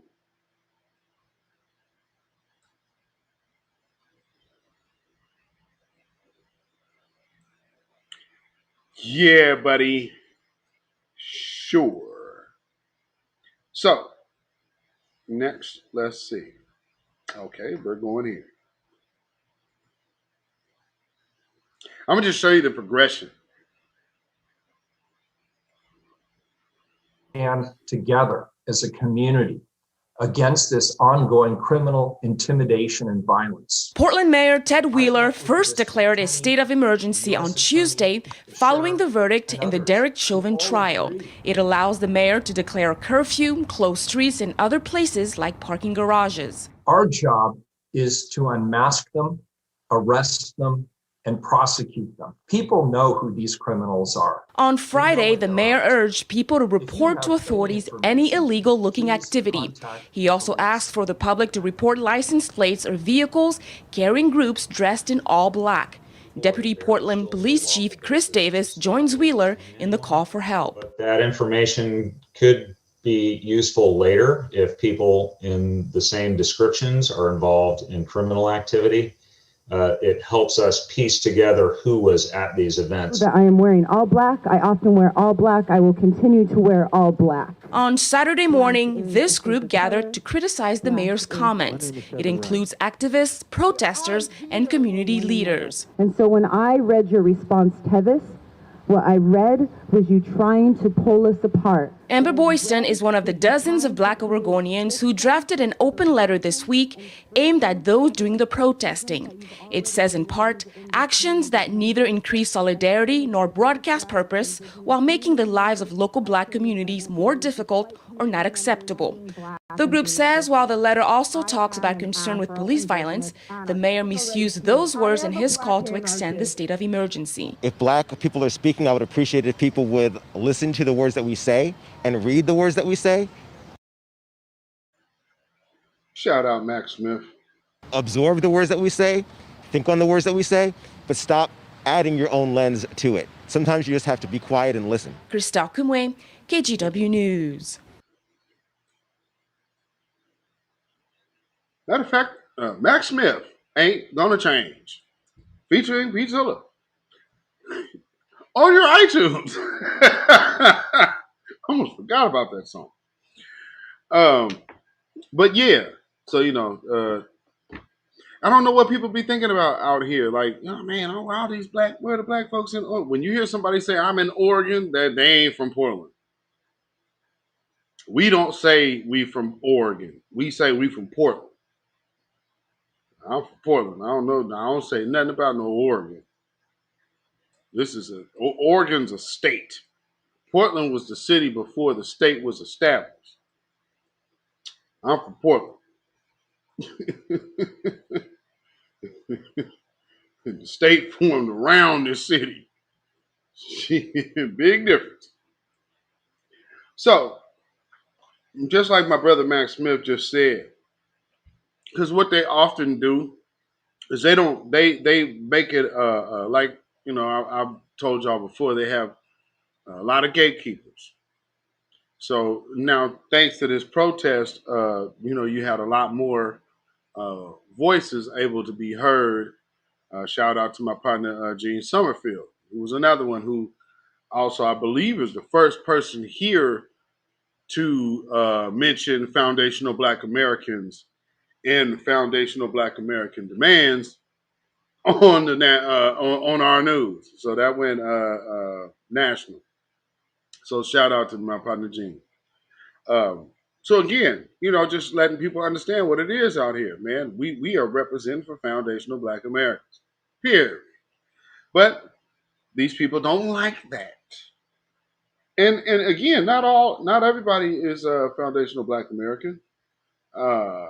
Max Smith, I think he a second generation Jamaican.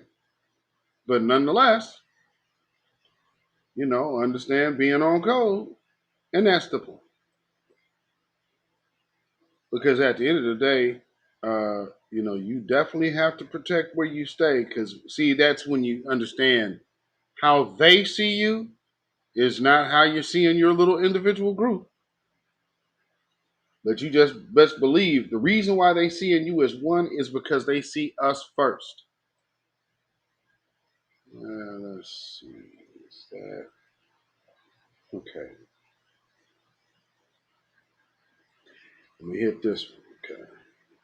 Because I'm gonna walk you down the way that they're, oh man, this is the Derek Chauvin. So what you did was you declared a state of emergency for what? Derek Chauvin was convicted. Wouldn't that have been a celebration? But again, they were looking for Antifa.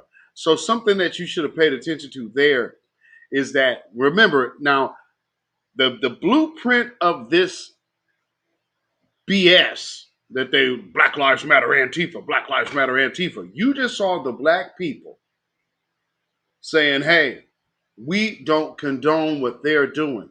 Do you know how little recognition that ever got? Because it didn't fit with the narrative that they were pushing, that the black folks here was responsible for all of that vandalism, which is simply not true. Nonetheless, thanks to the Democratic voters and this new crime bill that, of course, we already had warned you that Joe Biden was coming with, now all of a sudden there's an uptick of shooting and black people, the smallest group, are committing 200% of the gun violence increases. Stop it. But that's what they're doing. Reacting to this weekend's gun violence. Portland police say in a 24-hour span, officers investigated 10 shootings that left 10 people struck by gunfire. At least one person was killed. Fox 12's Chandler Watkins has the story. You know, I'm not shocked anymore. I'm tired of it. I can say over the last 2.5 years, I've been very critical of the lack of leadership and action by our city. But my focus now is more solution-based. Sam Sachs is the founder of the No Hate Zone, a nonprofit aimed at ending hate and racism through education, community engagement, and advocacy. After seeing a rise in shootings over the last few years, he and others went to the mayor's office with several proposals to curb gun violence in Portland. One of those ideas is reinvigorating or restarting Connected, which was a community group of men that walked in Holiday Park. Started about 11 years ago when Shiloh Hampton was killed. We want investments for the summer to keep young people busy and safe, doing sports, arts, any of those things, and hopefully turn them away from using violence to resolve conflict. Sachs says the mayor's office has been. Now, just a quick side note. Does he look like he's of our community? Who's getting funding? Because they're talking about our community. When we're in Holiday Park, that's over in the Lloyd Center, that's in Northeast Portland. You're in the hood, well, what used to be. But, and like, that's why they're saying they were over there after somebody got killed over there. So, but see how this works? Here is a situation where you're supposed to be looking to how to develop community programs that are targeting who you're saying is the eventual shooters, which would be black children. Somehow you don't think that black programs should work best for these children. No, you've put all the money in these guys. And then wondering why there's no connection to the community. Imagine that. Been receptive. Well, very shocking, very hurtful. I think it just kind of has really moved upon me an urgency to take some further steps and see what we can do. Pastor Corey Pritchett is one of the organizers behind Better Portland. Last month, the group held a Stop the Violence rally after Portland police responded to 4 shootings in 2 hours. He says they hope to launch a citizens gun violence task force next month, as well as a de-escalation hotline. Conflict. Are you hearing this? Gun violence, gun violence, gun violence, gun violence, gun violence, gun violence, gun violence, gun violence.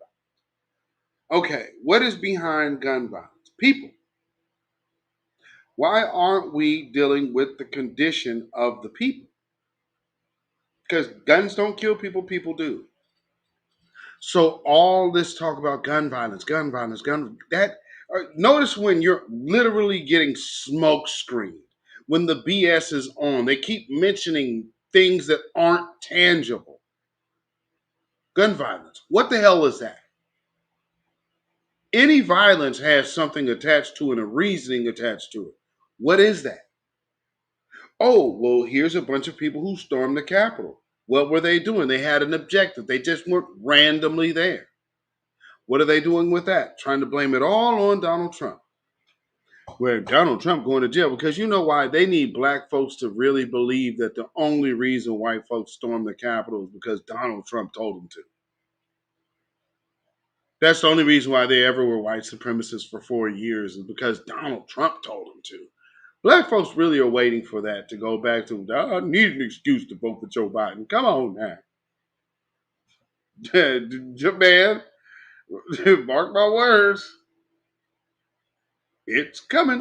It doesn't just happen in a isolation where that it just happens out of the blue. Something leads up to it. We have social workers, we have people of faith, people in the community that can step in and help de-escalate. There are no people of faith in the community. That's a lie. And you need to stop lying on our community. You niggas is in the church. The community is in the streets. There is zero connection between you and the streets. The only connection that you have to the streets is to the dudes that are supposed form or whatever that, you know, some people say, you know, work more with the police than they do with the community. Put it to you like that. So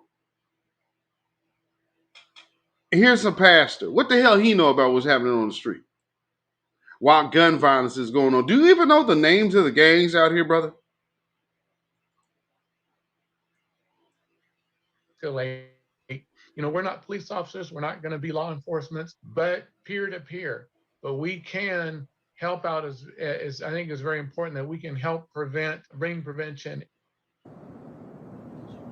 Both agree while it is important to bring possible solutions to city leaders, they say it's going to take the entire community to stop the gun violence. Live in Portland, Chandler Watkins, Fox 12 Oregon. You would think this was Chicago, huh? Because right there with all of that talk, they're only referring to one community. Y'all picking up on that?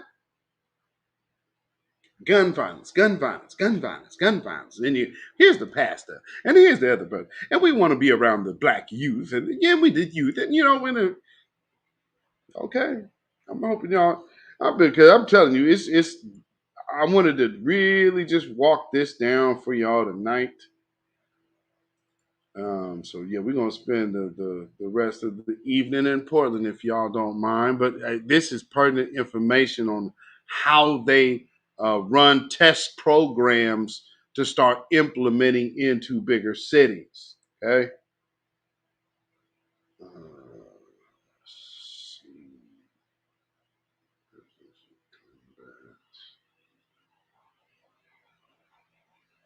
Okay, so here. Sharon Coleman's. They're so out of touch with the youth. Light years apart. Light years apart. Oh, here's some more. Analysis and engagement with the community. The Focus Intervention Team Community Oversight Group formally recommended a special tool to detect gunfire to Mayor Ted Wheeler's office. Fox 12's Connor McCarthy joins us live in studio now to tell us more about this recommendation. Well, that's right, Pete and Nora. As we told you at the beginning of the month, Shot Spotters is a tool used by numerous law enforcement agencies in large cities to detect gunfire. It can pick up the sound of a gunshot and alert the police. Advocates for Shot Spotters say this tool will help Portland truly understand the scope of the city's gun violence crisis. Others say this will lead to over-policing in low-income and marginalized communities. But now it's up to the mayor and the city council to decide if the pros weigh out the cons.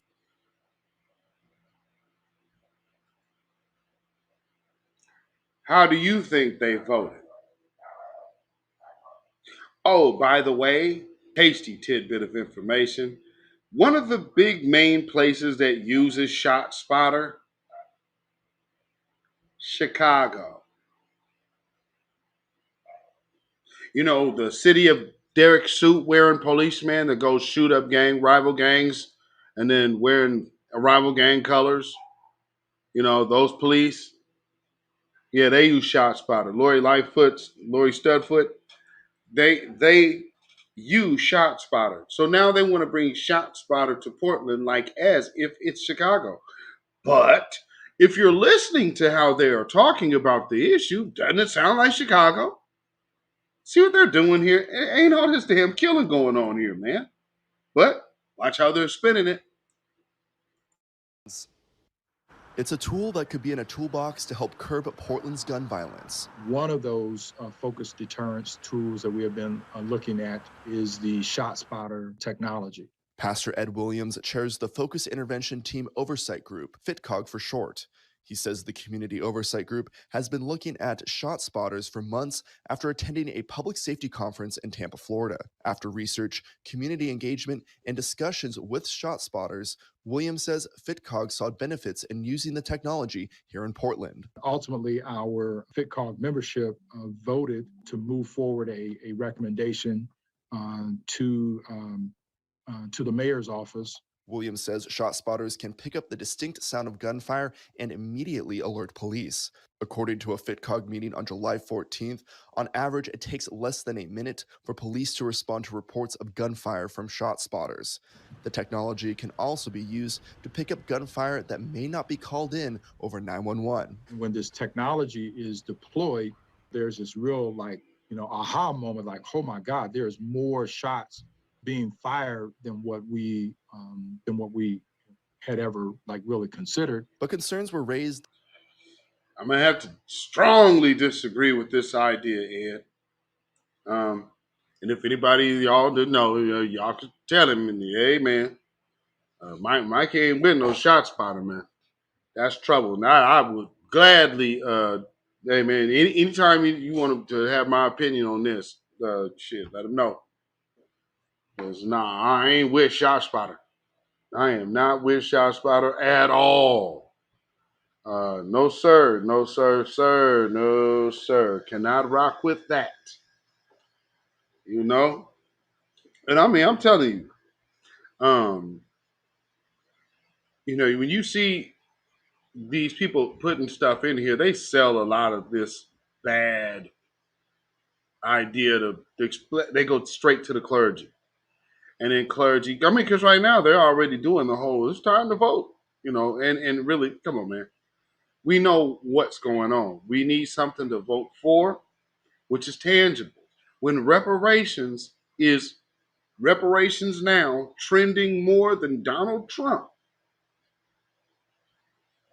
Time to stop saying that nobody's listening to what we're saying. Time to stop that.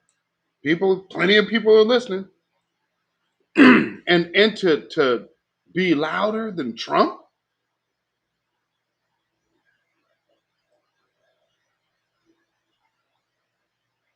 Times are changing. Is that this technology would lead to over-policing in low-income and marginalized neighborhoods. Commissioner Joanne Hardesty says she's concerned about what data will be used to pick locations for shot spotters and how short-staffed Portland police will keep up with calls. Vice Chair Kimberly Dixon addressed those concerns raised by Commissioner Hardesty and other community members. I think disproportionately we have significant violence that is happening.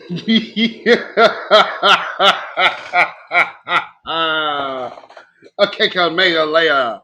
Now, here's another issue that we have here in this city. We have a lot of these. She pulls off the black look way better than Kamala Harris. I'll give her that, because she's actually Hawaiian. But that's neither here nor there. She's not foundational Black American, but I mean, hey, she has been around the community. And made sure that every time she has a mic in front of her face, gets her thing off. But again, she is meaning someone well with her, involvement here. That not really of our community, but again, when you have the POC thing and here being kind of a somewhat of a cultural melting pot. At the end of the day, you still see it's better to still pass yourself off as black. This woman is as Hawaiian as he gets.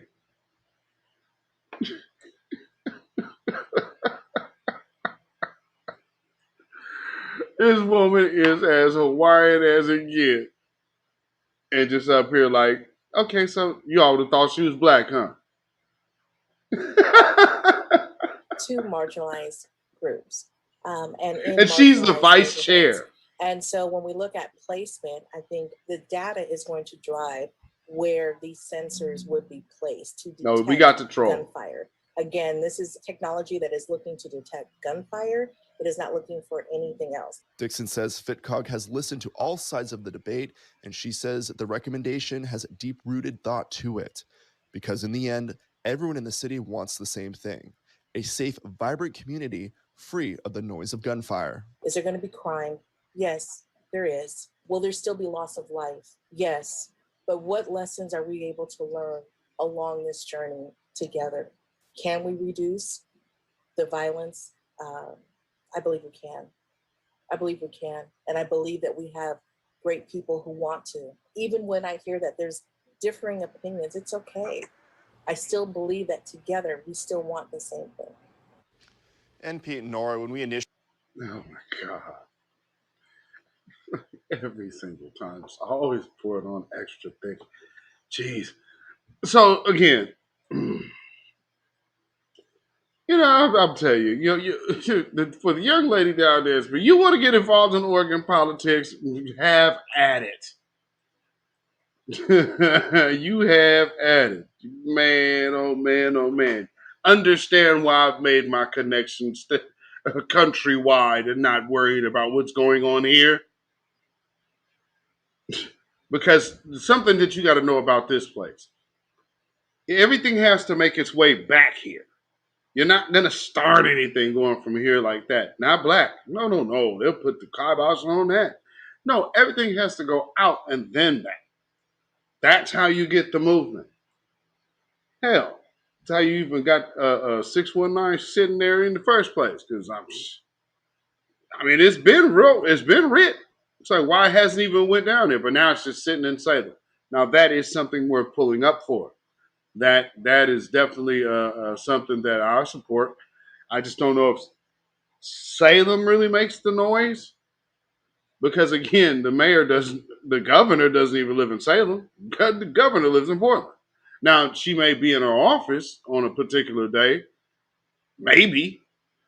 I mean, but you stand a chance of running into her here. This dude, you understand it? Okay, you don't hear about our governor.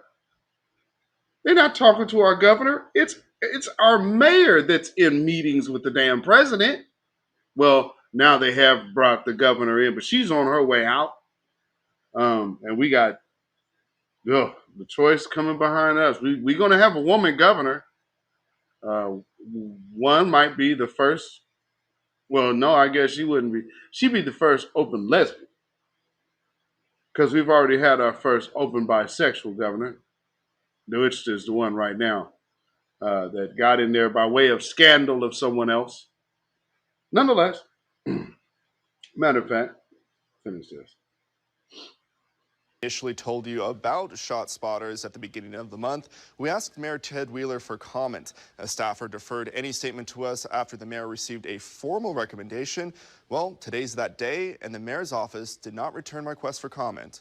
Live in the studio, Connor McCarthy, Fox 12 Oregon. All right. Now, let's get to, I guess this would be the latest. Yep. We just did a shot spot. There we go. So that's why I've been walking y'all up. So have y'all watched the whole process of this? I started with him out there lying to the protesters. And then everything he's doing is curbing, and they doing the whole. If y'all remember when I told y'all when Joe Biden got elected. I told y'all, I was like, look, get ready for the mass shootings. The mass shootings are about to commence. Excuse me. And yeah, I was right. They did. We had nothing but mass shootings, and then also the uptick of gun violence and all of that. It's literally by design. But now we're coming to this point where, hey man, we don't wear it. Man, we got this small group and they are part of all the violence and they doing. So basically, if you have been paying attention, they have been slowly, methodically making black people a target of violence by labeling us the gun with gun violence, gun violence, gun violence, gun violence, gun violence, gun violence, gun violence, gun violence. You know what I'm saying? My moderator's still in the chat. Where y'all at?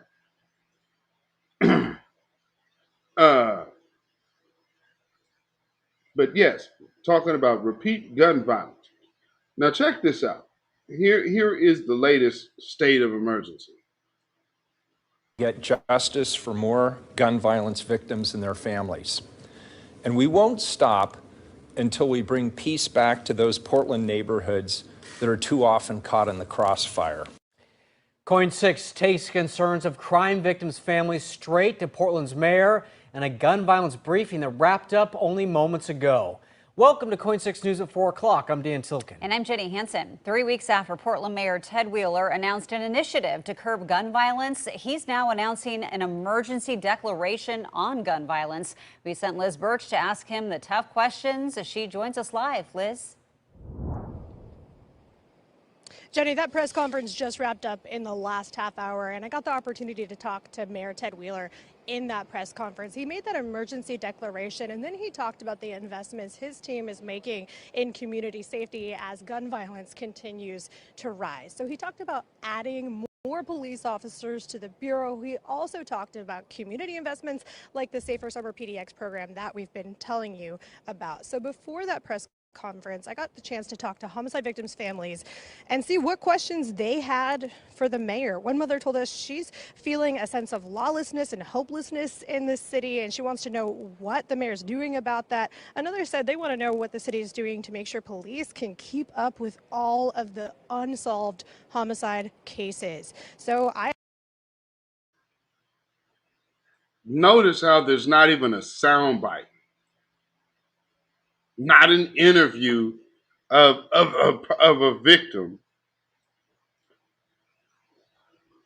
not even as much as that. All you're hearing is a blanket story of violence, and this is what somebody is saying, and this is, are you catching this? Like, okay, where are the victims? Where's the victims' families? Oh, we talked to them. You talked to them? How that make sense? You know what I'm saying? I mean, so just man, what are the what if this is happening here? How much more is it happening where you are? So, like, these are the things that pay a lot of attention to, because this right here is crazy. asked their questions to the mayor. So my question for you, Mr. Mayor, is what you want to say to these homicide victims' family members who are demanding answers. Well, first of all, it goes without saying that I want to express my condolences. And I also know that there's nothing that I can possibly say to address the level of hurt and trauma that they're experiencing. I feel very badly for them, and I'm sorry for them, and they're in my thoughts. But that's not enough. And your question really gets to, is the city lawless, and what are we doing about it? And I think the best way I can honor those families and their trauma is through actionable, definable steps that we can take to reduce the violence and then show positive, measurable results on the other side. That's how we honor them. This declaration comes after a really violent week in Portland. We've been telling you about this. At least 5 people have died in shootings just within the last week here. The mayor's office also just released a report showing how much more Portland's homicide rate is rising compared to other cities. So bringing you back out here live, coming up at 11 o'clock tonight, you're going to hear from Police Chief Chuck Lavelle, what he has to say about all of those unsolved cases, also about staffing. Live from City Hall, Liz Birch, KOIN 6 News. And that report saying that Portland's homicide rate is double the next closest comparable city, which was Minneapolis. It just, we all know it, but still startling. Liz, thank you. Yeah, next to Minneapolis. But it's all black folk.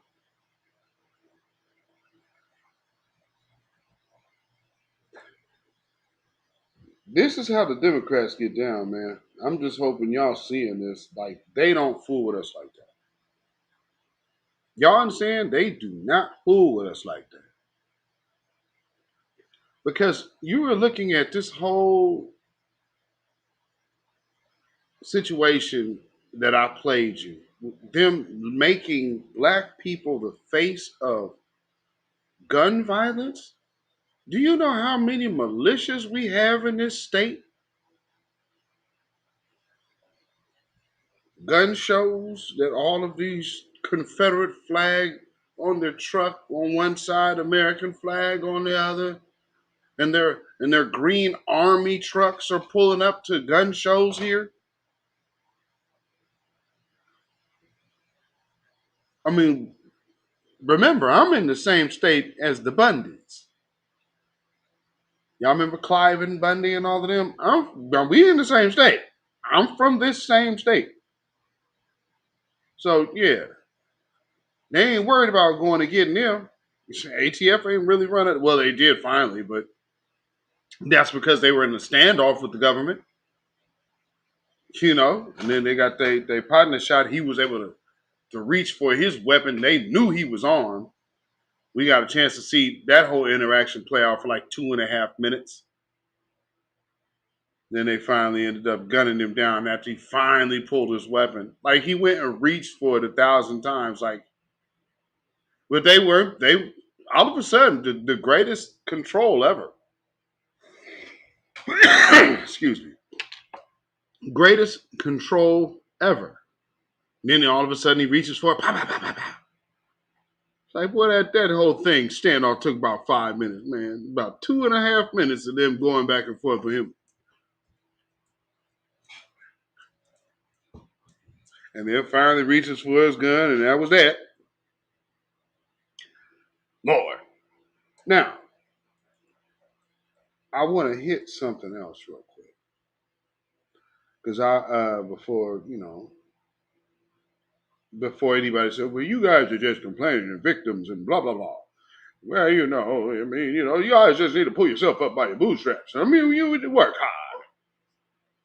You know. Oh, boy, they back again. Boy, telling you, man, we got the box spamming tonight, boy. Pornbot is on the loose tonight, ain't it? So let's see. Let me show you this little situation here.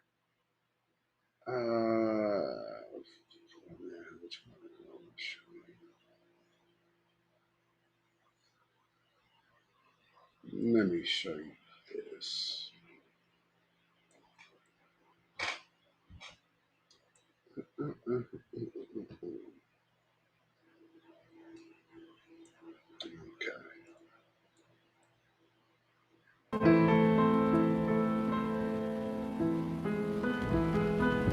It starts with our generation understanding our place and our role in the evolution of civil rights. It began with a moral question, right? A moral questioning. Should we be free?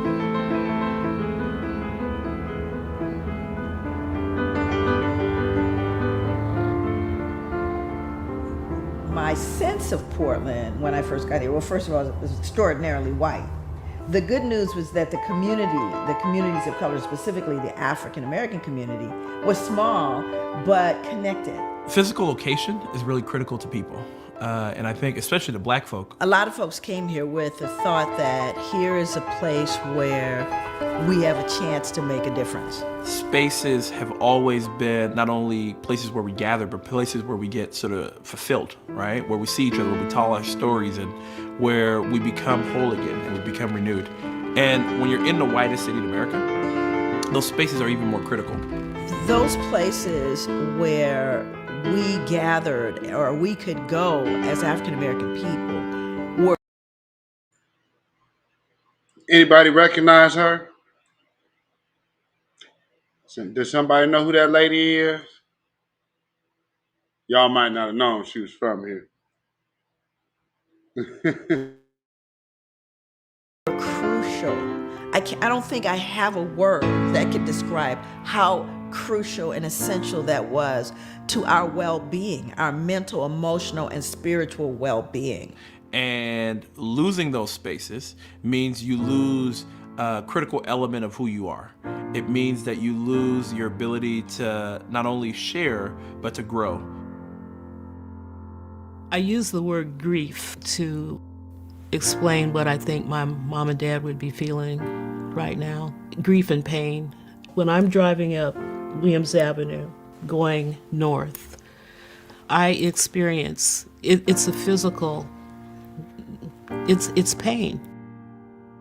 I think it is a human state of comfort to be around people like you. And I think it is a human state of discomfort to be a minority around people that are not like you. I did not think I was going to come back. I felt called back to my mother and came back here and realized that so much of my identity as an African American is actually in the African American culture that's here, because it's actually different than the Bay Area or New York or Chicago. And it's worth considering whether this is actually a better place for everybody than it was 20 years ago.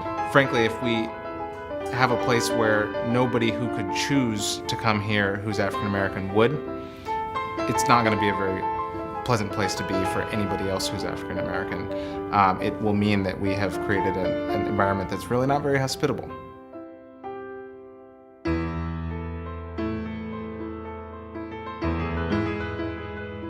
It's my inheritance, right? And I'm not going to abandon it. And a lot of why neighborhoods become what we call ethnic neighborhoods in cities that are successful is that they get that energy. You kind of have to cluster together to have the energy swirl. And I think we have to reclaim some of those places and just move back and take over. I mean, to be honest, there are enough of us with resources that we have the capital and we can coordinate. I think we just have to move closer together, huddle in for warmth, for cultural warmth.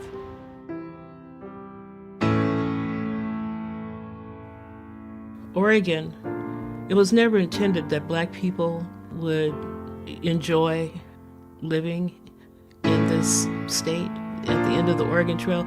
It wasn't intended that Black folk would live here. In fact, there were laws, exclusion laws, that said they couldn't.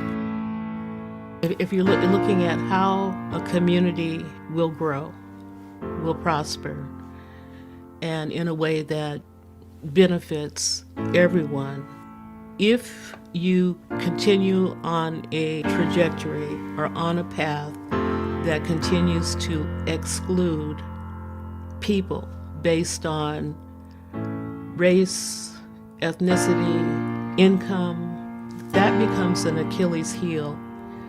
It will cripple and weaken all the other so-called opportunities that people are envisioning. You won't be able to get there because you will have weakened one of the limbs that you need to travel on the path.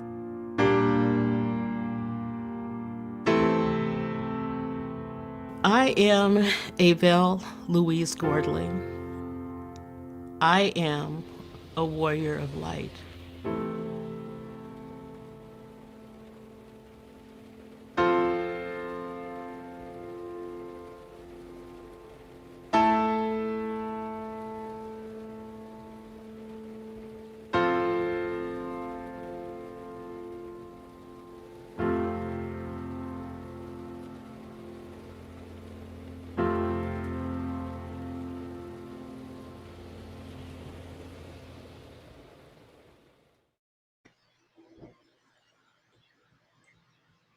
Now you talking about a person who has literally served here. Now, pay attention to what she's talking about how they have gentrified this city. Now, all of a sudden, after all of this destruction that you're doing to us, you're giving more money to the police. Our police got $30 million just here in the city.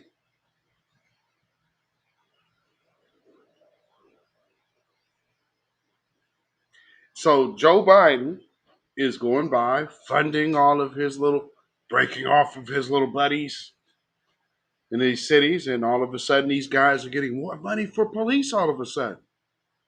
Thanks, Biden sexuals. Now we have more targets on our backs. Thanks to you. Man, we're winning, huh?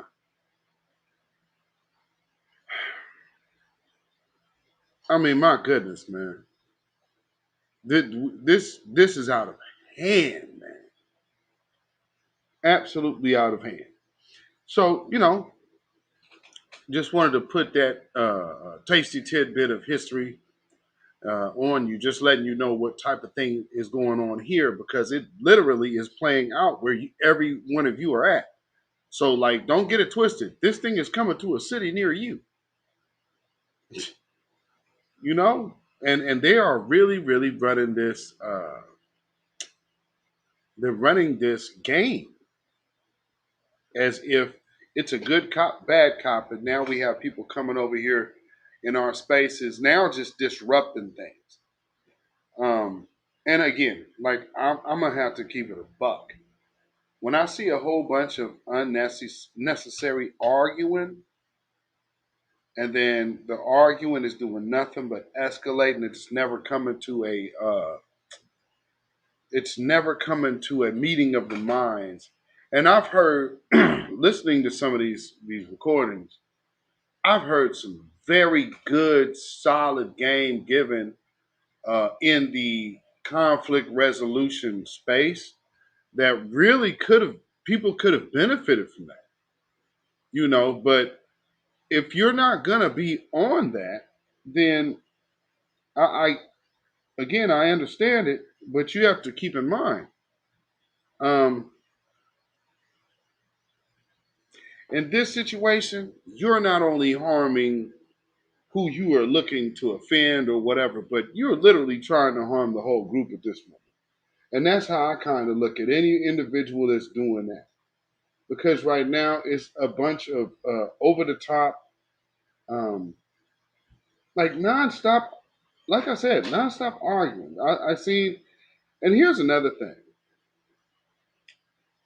When I see like the whole thing that people were going at Tariq about not being at the protest for Nordos, it's like I would at least, when like, okay, well, this dude was in Hawaii and then he also got sick while being on vacation. So this dude got COVID.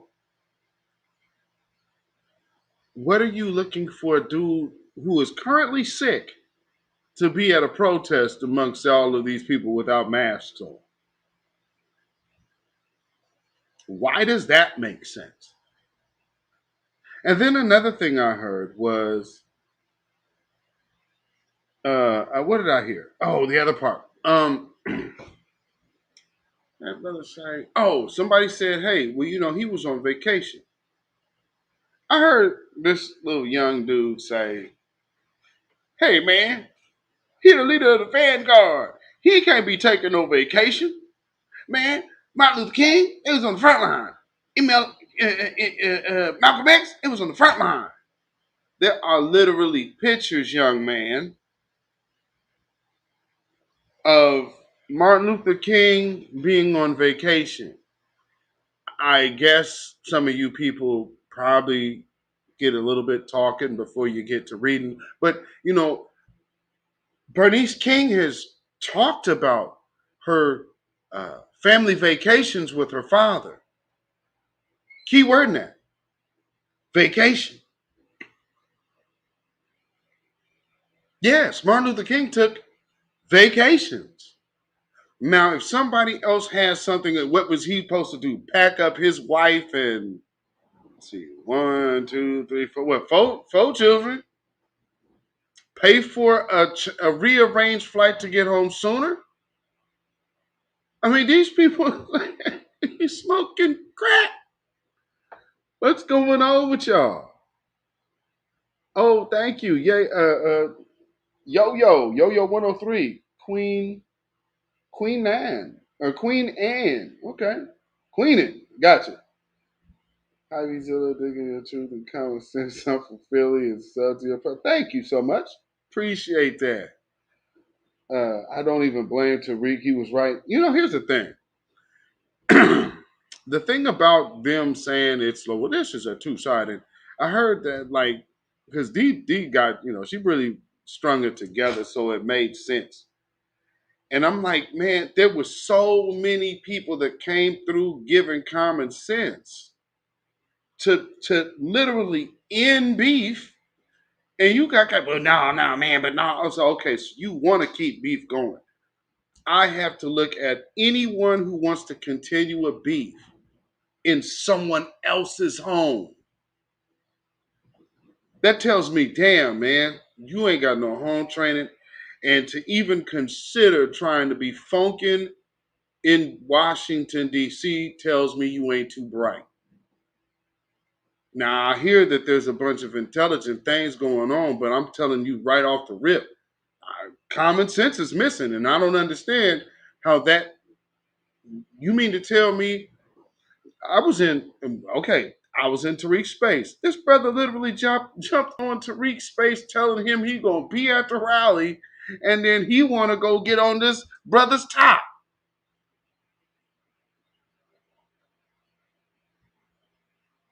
And it doesn't even dawn on him that that is grossly disrespectful to brother Tariq. Now, he couldn't even begin to explain how off that is. Do you know how much it must cost to get permits to do a rally in Washington, D.C.? And your only thought is to mess this man's stuff up, his name, reputation, and money, and put everybody's safety in jeopardy because you're over here announcing, like Don King on Twitter, that you want to fight somebody in D.C. What kind of agent police shit is this?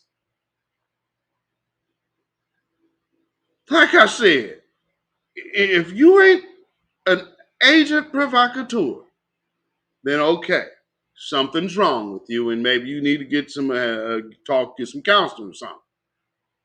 And I get that. I mean, hell, that happens. It's not, that's no slight, but common sense, man.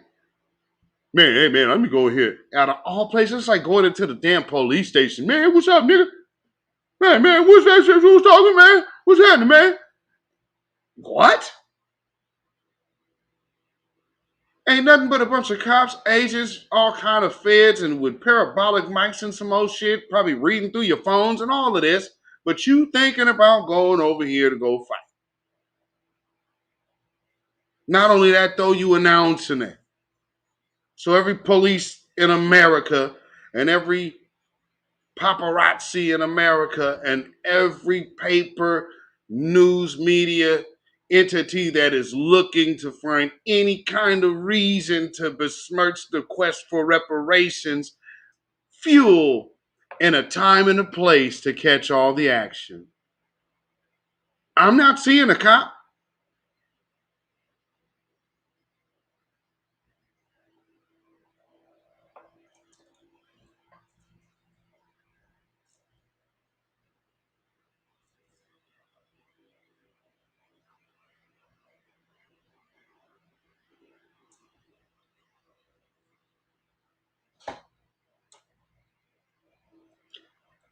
Hey, man, sometimes you just got to be honest with what you see. And no, this is beyond Cloutopia. No, this ain't clout. No. No. What makes you say I'm going to disrespect somebody else because I'm upset at this person? I've known for females to do that. I'm in high school. I don't understand this. This type of behavior is just, like I said, either you slow or you absolutely working for them people. And I'm going to say that you're not slow. But anybody doing that and still trying to push the issue, and then on top of that, you add that with the repetitive, absolute, blatant dishonesty. It's like everything out here is recorded. So family, if y'all like send me stuff and I don't show up to all of these spaces, I understand all the other crap that I've avoided by not doing so. I bypassed all of that clubhouse shit. I didn't have to deal with none of them headaches. And half of this stuff that's happening right now today is stemming from Clubhouse. Guess how much neutral I am to that? Because I don't know none of it. But people be out here thinking, and y'all stop listening to these back channel bullshits. There's been a lot of mess happening in that back channel. There can be some things true, but you better make sure you confirm your information about someone before you start spreading the word and getting it wrong.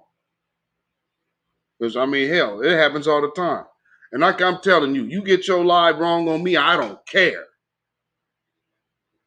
I'm one and done, baby. That's your bad. You'll never be fooling with me like that. Never. One and done. Like I said, for the other one that went out of pocket, trying to involve me in her mess, I will accept an apology, but she ain't going to be nowhere around me. You know, you going out here trying to cause mess between me and Tariq. And now you sitting over here on my page with a whole damn troll account. It's like, yeah, only one headquarters, man. That's New Black Media. Only one. And again, having to deal with all of this grimy agent ass shit out here, you know, I'm just saying, I'm not finna sit up here and play with nobody and say, hey, I don't see what I see. Because this is about the family safety in D.C. If that ain't registering, I mean, there might be people out here, because this ain't no like, rah, we kicking down the door. So people might want to have their children out there, have their teenagers out there experiencing this moment. And here you are like, there you go. Let me go tell them my mind right now. This is the energy that you're taking to empowerment. That right off the rip tells me that you ain't about this. You're about yourself. And that don't make you no better than this.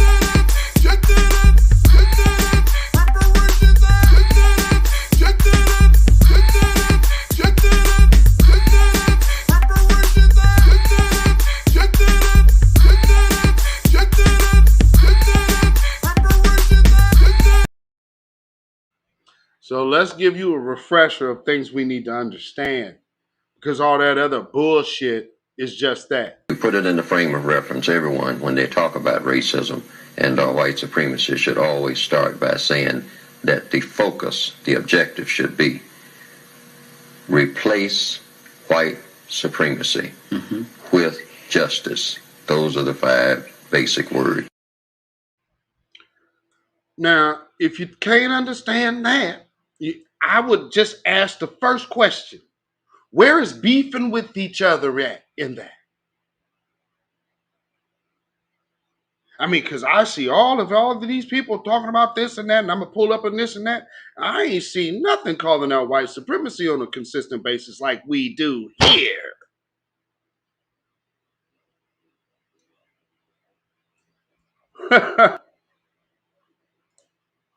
But they want us to do what?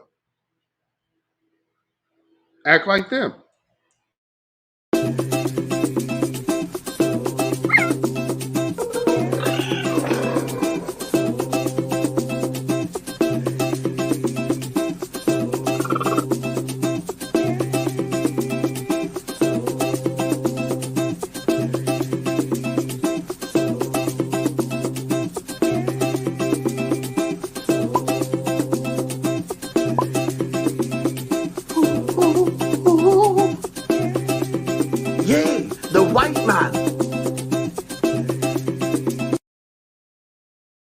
Hold on, let me change this real quick.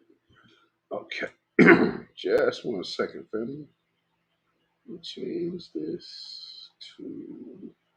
There you go. Wait a minute. There we go. Kick soup. And these people come in here, they was talking to us crazy. You should have heard the way they was trying to talk to me and Black Alpha on Monday. That's another thing. If you guys haven't followed us on Twitter, we're doing the spaces every Monday now. So every Monday at noon Pacific time or 3 p.m. Eastern, we will be doing the Certified Truth space with myself and Black Alpha Network on Twitter. So y'all need to go ahead and check that out. I know there was a lot of other things that had people preoccupied last Monday, which really shouldn't have, because y'all shouldn't have given so much energy to another dude who would take an airline ticket from another man. So on that type of thing, like if it's somebody saying, "Hey, this is how I'm laying it out," coming, but in that circumstance, hell no. I had to come back and listen. I'm seeing all of this going in the timeline. I'm like, what the hell happened? What the hell did I miss? I'm over here listening to the replay of the space. I'm starting looking at my timeline, seeing all this back and forth, and I'm seeing the spaces. Like, oh, geez. Hey, man, I guess I'm going to just back on out of this one. I don't know what's going on. Desmond Works, what's going on, my brother? Yeah, we with any movement, you're always going to have growing pains. And so this is, I look at it as still good. It would be even better if people had better listening skills and better conflict and anger management skills, I would say, because I all of that argument comes from anger management. Because you're doing all this extra arguing for what? What do you have to tell somebody something so bad for? And then I never hear a person finish a full statement of their take. So it's like, well, you couldn't receive everything that this person was saying because you had already bombarded yourself with your own thoughts. I don't see how y'all can tolerate this shit. Y'all, I really don't. I be seeing some of y'all sitting in the rooms. I'm like, what the hell are y'all doing? Like, you can do that? Don't you need a stiff drink after listening to that shit? God. Oh man, ooh, Lord, just to argue. I've never thought in my days that I would hear so many men arguing. I mean, just bickering over nothing. And I gotta say, if the beginning of the conversation goes back to this woman said, and then everything else has man, that is the biggest disaster of the history of time. It ain't nothing new. I'm gonna do this in the honor of my woman. That is the line of the classic fool. Protecting your woman's honor is cool. You should do so. But let's not make a big deal out of nothing when your woman has no business reaching out to another man. That's your job if that was your issue or hers. See, there's order, but see, people be coming up without having proper etiquette training. So then they get themselves into these spaces and they start talking crazy. Then somebody pushes back with logic, and then everything just goes haywire. When you are avoiding logic for the sake of still harping on emotion, calling it respect, you've already lost. And I don't know what I kept hearing is people trying to tell this dude, don't burn your bridges while you're young. They just didn't know how to word it right. And he couldn't hear none of it, man. He wasn't hearing none of it. What they're telling you, young man, is shut up. You're picking a fight with someone whose arms are longer than yours and whose experience is longer than your life. Why not soak up game versus thinking you know every damn thing? He's in a position you're not in. Don't you think you might want to soak some game up? Why don't that make sense? But I mean, hey man, we in the realm and of microwave activists. So, never mind your 10 previous years, never mind all this. Like people, you talking about people running their mouths like we've been doing the work. Name ain't been on nobody's list. You just now popping up on somebody's radar. That ain't us. I don't know nothing about that. Shit, Tyler D can tell you every time he called me, the feds is on my phone. Anytime you call me, anybody that calls me, boy, be oh damn, that's right, I'm talking to you. This phone call is recorded. Make no mistake. But see, that's the life we choose. Another thing that goes with it, I mean, hell, if we're going to get scrutiny from the damn government, why do I care about what somebody's saying on the damn internet? How I look.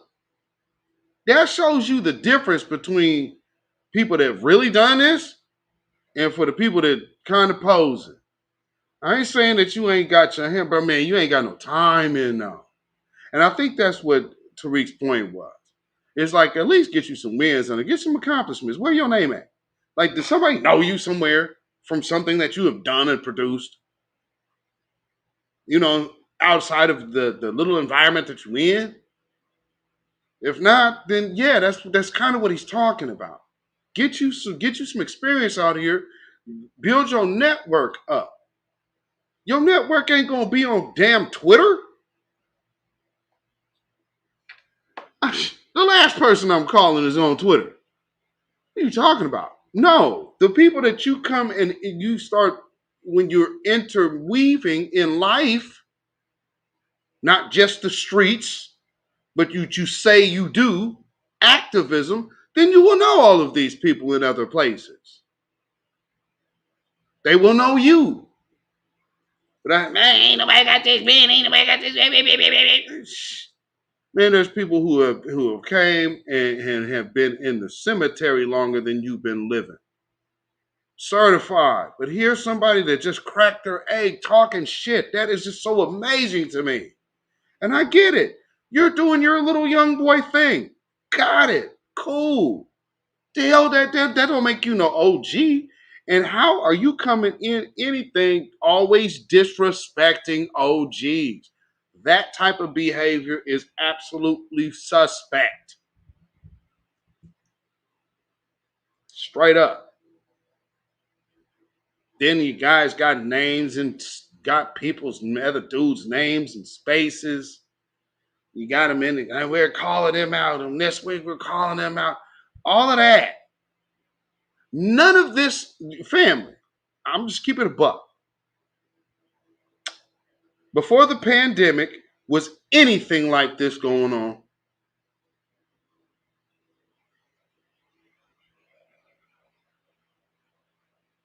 Before the pandemic, was any of this behavior going on?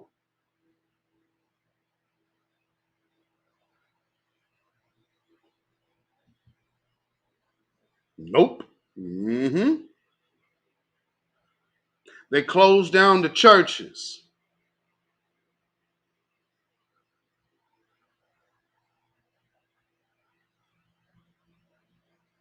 They opened up Twitter. Here's Twitter Spaces.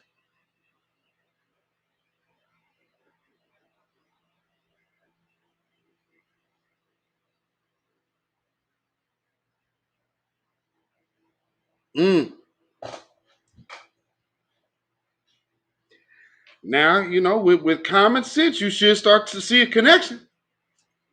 You can see a connection of the crowd. They closed churches and lost jobs.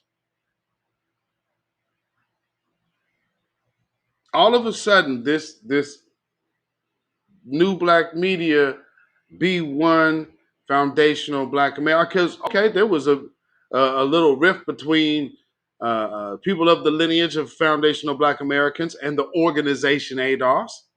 That's nothing new, but that was already dead. So how now are we getting to this new thing that we're having a problem with Jason Black?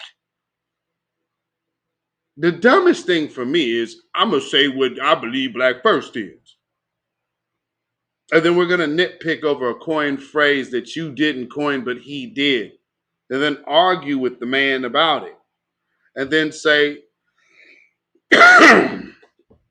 another thing I noticed in that recording that I heard that rubbed me the wrong way. We rock with Tariq Nasheed. We don't rock with Jason Black. That's cool. I get that. But why is that public? Why is there such a need to make that public? It's as if, again, I'm seeing the division talk.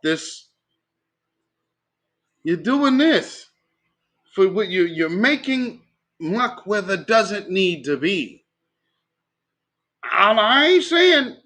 I'm just saying, man.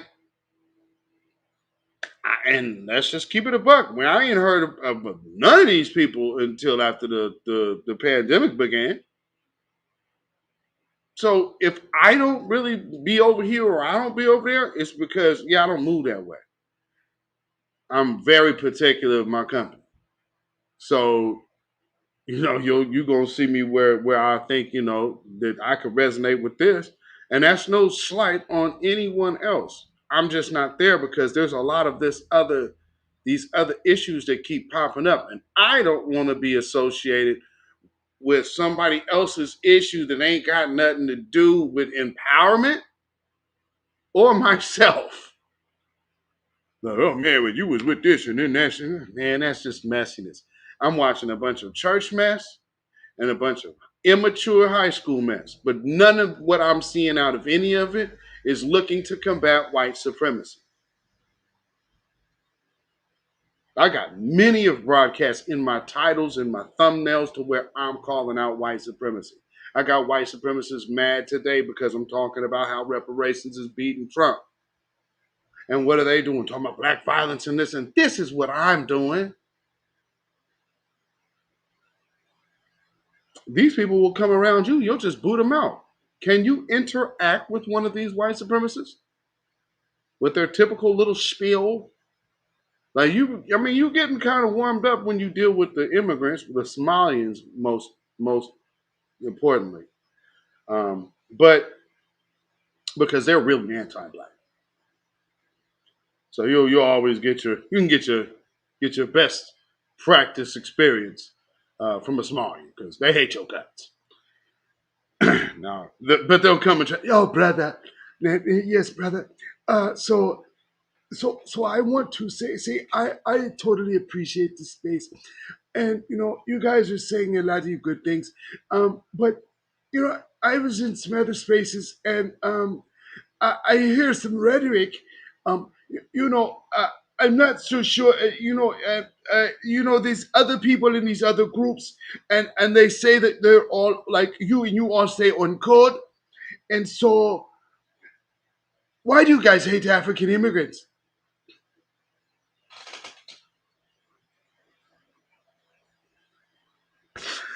Oh man, I mean, it's the same routine over and over and over again. But trust me, if you want your practice, just go for it. Somalians all day long. They can't stand your ass. They go, hey, don't you say that? Don't you say that? Okay, show me one that's hollering us. Show me one. Show me one. I'll wait. I'll wait. Yeah, show me one.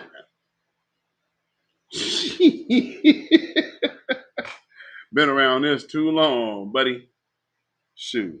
Especially with the people I used to work for. They used to own parking garages. Everybody that worked in that joint was there. Every last one of them garages. They come up in there. Hi, mate. Foundational Black American working in the office. Boy, oh boy, oh boy. Now, again, like I'm saying, agent behavior. Or maybe just not uh maybe just not fully matured in understanding, I mean there's many different reasons. Who knows? But one thing is for certain. Some of the people who are talking about like disrespect, it's like, and then, well, then you co-sign this, but well, so if you don't, just here's the thing: keep things the same way. If I'm a co-sign somebody else, I can't sit up here and then turn around and say, well, you can't hold me responsible for being next to this person I co-sign. I don't know where they do that at. And if, maybe that's some new young boy shit. I don't know. But nonetheless, there was a few of y'all that were around this dude too. Yeah, what you thought? Black again, bitch? I just don't give a fuck. I'm gonna figure out where she stays, and I'm gonna threaten the bitch. That's what I'm gonna do, Twitter. That's exactly why I tell you all, I'll put their kids in the motherfucking dirt. This is why these white motherfuckers think twice about Dr. B. Because they know I'll pull up and I'll kill them. Bitch, you were gonna come in here and just get to listen, little bitch? No, we'll put a bullet in your fucking head. Bring your bitch ass up. Mute your motherfucking mic, bitch. I haven't given you permission to speak in this goddamn room. Mute your fucking mic, bitch ass up. Now, I'm just straight up and kill. Every time I get on this app, I'm just thinking about who the fuck wants to fill one of these shares. Who?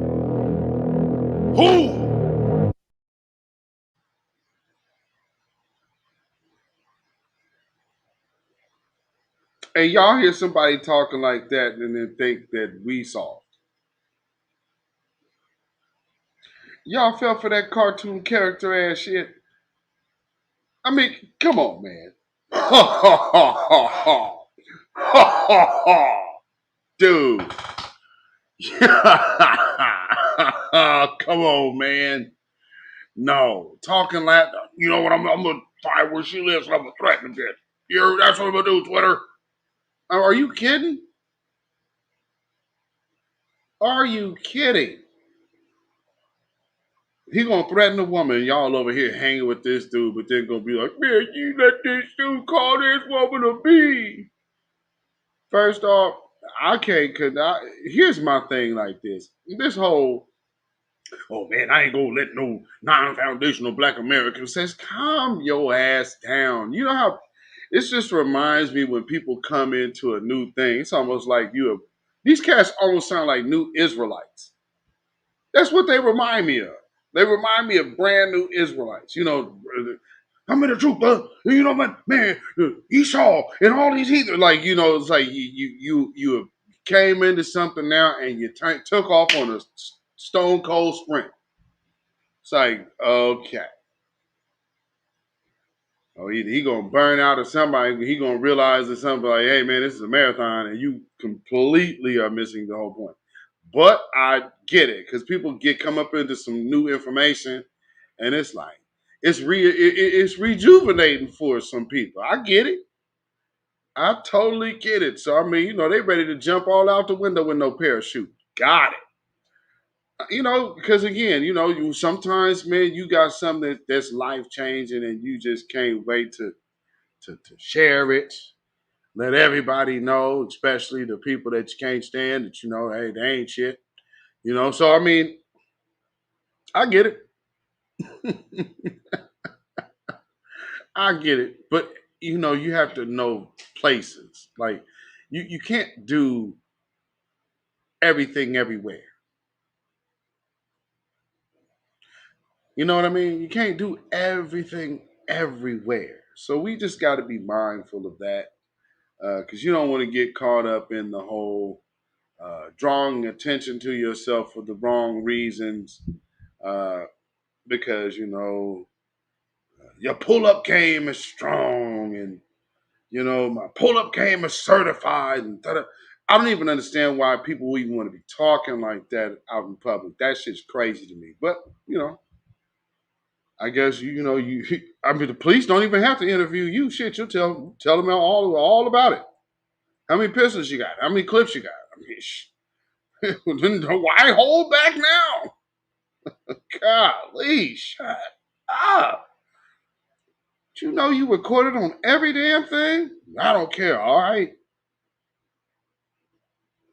Okay. Ugh. Family, I just don't know what to say about some of this madness, man. Because it's madness. But nonetheless, before we go, let me play this commercial real quick before we go.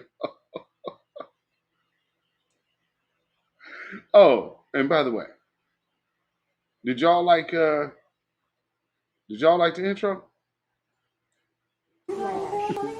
Perry had THC in her system.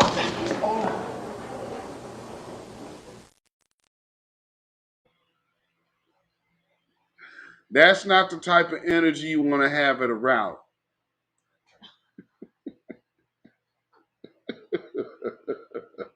I'm just saying.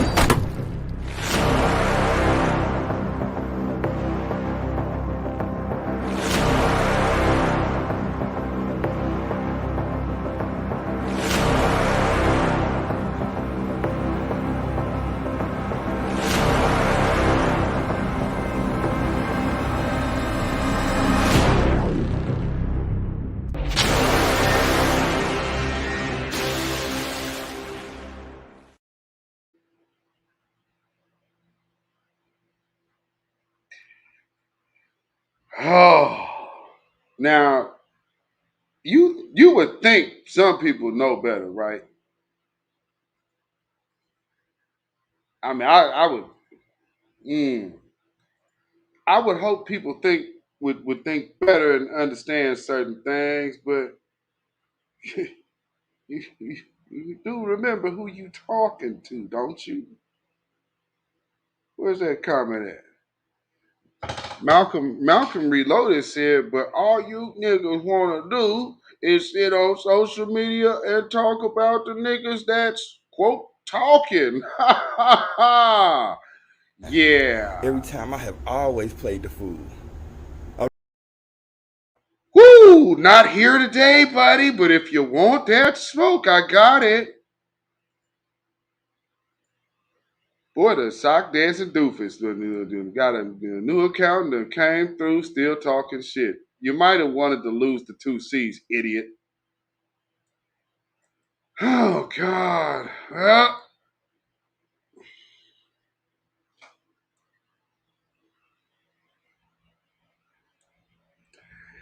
I'm just saying. Bring forth. Then you shall call, and the Lord shall answer. Then you shall cry, and the Lord shall say,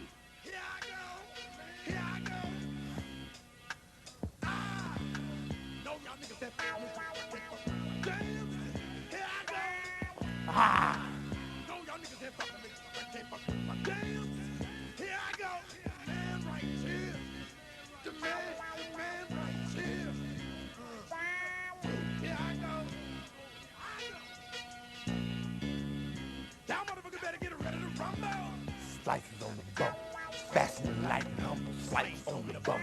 Y'all motherfuckers ain't ready. Nope, I know. Birds are few. You bitches probably can see me with the bird's eye view. Ooh, visualize to the light. Stop walking the one way to a fucking dead end. But you're yellow, coward heart. Better bring some water. Get the gasoline can on. Get this fucking fire started. Your heart like a bass drum bump. He's better than a nigga without a gator in the swamp. Here I go.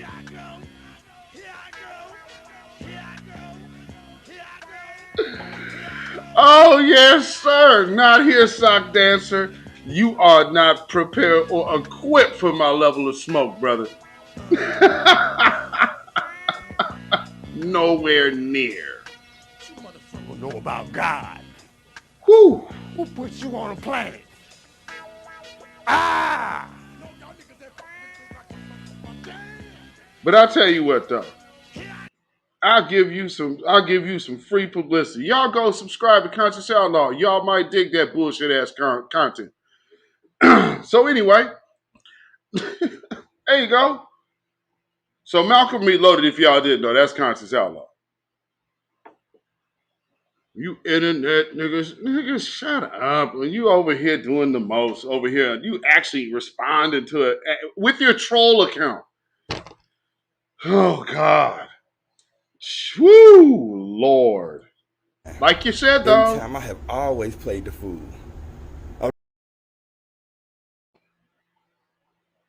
See, here's the thing. You actually watch FBA Goddess apologize. And are you coming in here still to troll under that lame shit?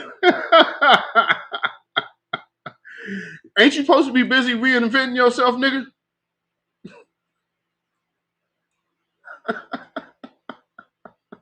I ain't the one.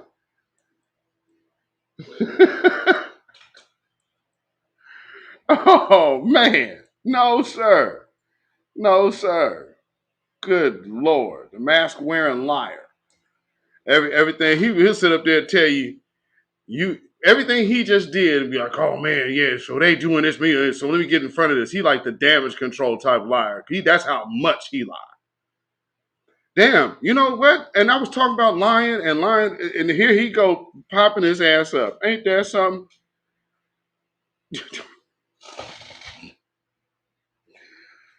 Oh my Lord. You phony as hell. Yo, daddy Tariq, you got it roasted. Oh God. No, my daddy actually ain't Tariq, sir. And my brother had more game than you could ever know. So, I don't know what you little goofballs are talking about. But, there's the porn site again. And we got Judas Outlaw and the porn bot. Okay. Imagine that. What a busy chat. Wow. Well, I would stay and roast you some more. But, I was almost wrapping up. You came in at the last minute. Had I would have known, I would have actually just opened up just roasting you right away. But I've already done that. And again, I think if anybody goes and sees what you actually talk about, then you'll just roast yourself. So again, if that's what you want to do, once again, ladies and gentlemen, go follow Conscious Outlaw's YouTube channel. He wants subscribers. He wants you to go follow his content. He is absolutely in his own lane. That's what you say, that you do your own thing. He is the big bad Hebrew from Hades. And he will be able to give you all of your 2/3 teachings. He is a 2/3 club volunteer president. So he will be right and ready. Because yes, he subscribes to the liar's philosophy.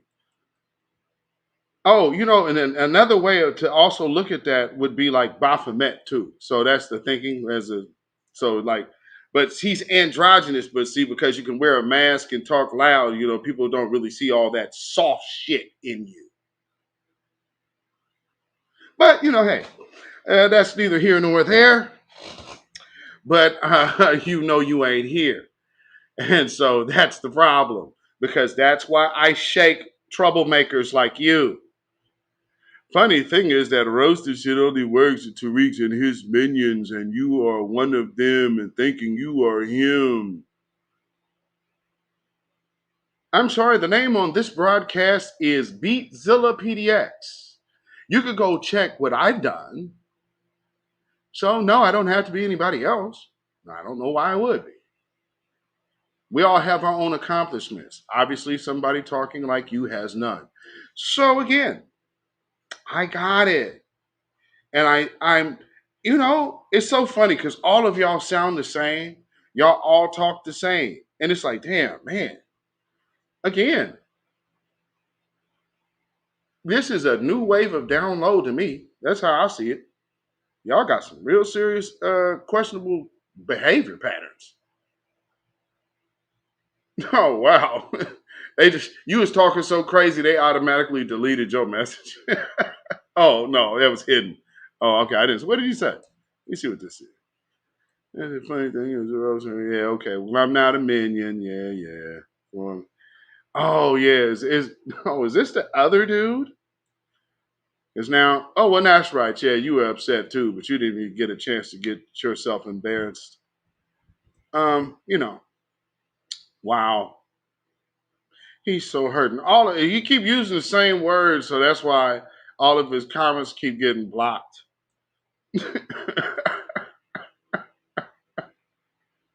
The whole you're riding to reach this, you're riding to reach Jock. But you're in Beatzilla's show, ain't ya? See, here's the point. I don't fool with weirdos. So if you got that goofy shit on you, it ain't gonna be long before I see it, and you're gonna have to get the hell away from me. I make myself very clear. I don't do that. And anytime you bring some weird shit to me, I'm gonna let you know. I mean, so to sit up here, what you crying about now? What you say? Let's see, nigga, you turn on Queen Shakur over your buddy Tariq. Let me show y'all that. Oh, look at that one. Look at that. That is funny. I turn on Queen for Tariq. I'm gonna let you keep thinking that. Remember when he quit his job and said, stop.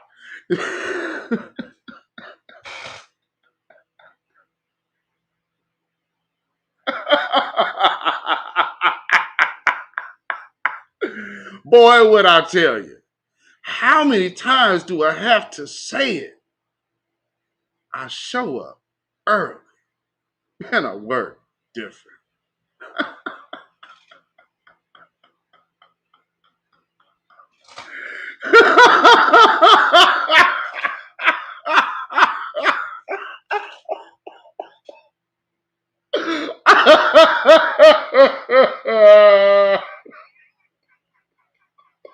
You big dummy.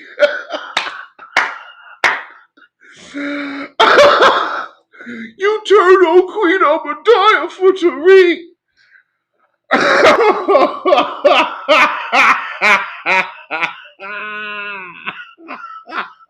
Damn, Conscious Outlaw is an idiot. Woo! Y'all go follow his content, man. Y'all might get some kicks out of it. Maybe he might turn it up and get y'all something that y'all might want to see. Damn it! Ooh wee. Ooh wee. Oh man, so me and Queen is beefing?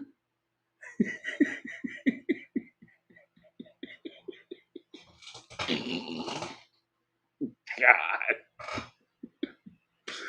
Damn it, man.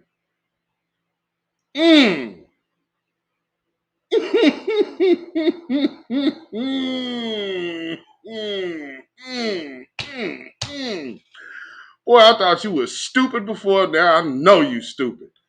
Woo, Lord. Oh my God. Oh, you know what? I want to know. Man, let him manufacture that one. This should be good. Let me see him draw this one up. This should be good. What over what now? What part would we be beefing? Oh man, well, he was reaching really hard, wasn't he? You turned on Queen Amadeus and going for Tariq. Lord. Oh my goodness.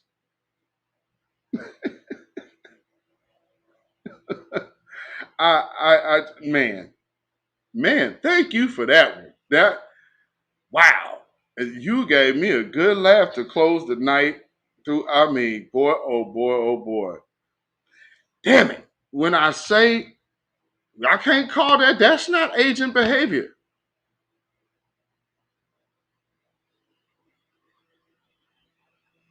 Babylon is falling. Babylon is falling. Let it fall and let us rise. You can follow me on Instagram, Twitter, Facebook, beatzillapdx, Patreon, beatzillapdx official, and the melanated people at Michael Beatzilla Whitmore.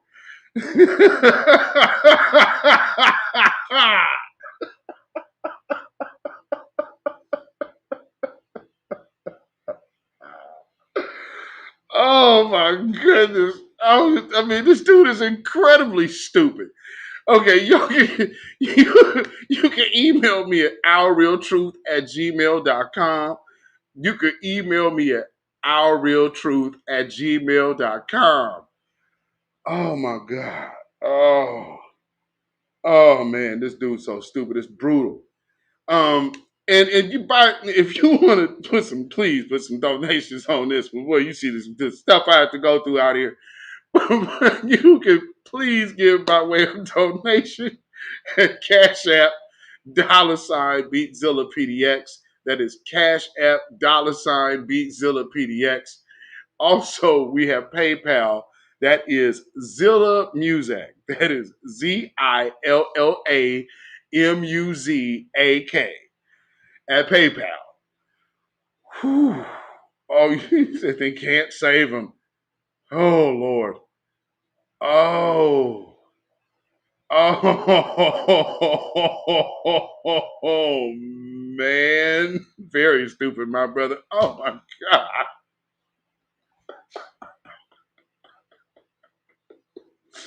But that lets me know how out of the loop this weirdo is. And that's where you belong. And so hopefully everybody have learned, man, y'all better get the hell away from Conscious Outlaw if y'all want to have any kind of validity out here looking like you have some sense. Okay? This is the only person that comes to troll somebody and then respond under their troll account name. And he does it from Twitter to now in my chat, and he'll still respond. Talking about Queen Amadaya.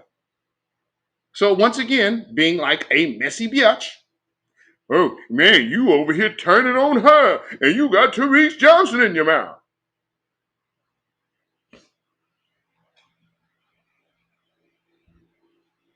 Perhaps, sir, you may have just told on yourself. Idiot. But you have a good night. So, with that being said, family, stay away from sock dancing dum-dums because, as you see, you cannot cure stupid. And when you have such a severe case of stupid, how funny it is that I opened this show talking about the same person that was rocking with this dude. And is now also everybody that is rocking with this dude is looking like suspect. Okay? What did I tell y'all months ago? Get away from the sock dancing doofus because when the other shoe drops, all of you will be looking some kind of way. And one thing is for certain, if you could not see that he was full of shit and off his rocker, your judgment stinks. Dancing zombie. Oh, he said he probably didn't. But if they told him he had to, who knows? If the right chick said that she was gonna give him something, oh, he would have took that shit. Simp ass nigga. And then still can't figure out where he want to be because he got all that confusion going on, dancing around in his goddamn skull. So anyway, before I tear this nigga up some more, let me go. I mean, goodness. Man, yeah, go to sleep, brother. Go sleep it off. This wasn't for you. I don't know why I tried it tonight, damn it. Go get you. You got to sharpen up on the material. And then and here's another thing. Is Tariq the author of roasting? Y'all start getting roasted and be, oh, man, y'all just sound like Tariq. Shut your bitch ass up. You never should have tried it. Next time, come prepared, dummy. But in the words of you, Every time I have always played the fool. So if you forgot why you made this mistake tonight, Every time I have always played the fool.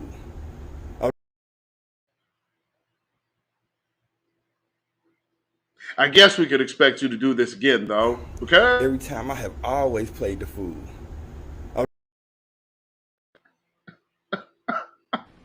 You shade tree nigga. Woo-wee. Boy, oh boy, oh boy, oh boy. How'd that work out? Now, again, like I said, family, we are about our reparations. Our reparations was trending over Donald Trump today. So, again, it's reparations now, or we will be just like the great controversial Jeremiah. First was the controversial Reverend Jeremiah Wright. I say America, America's mother, America's daddy, America can eat a dick, America can lick the balls.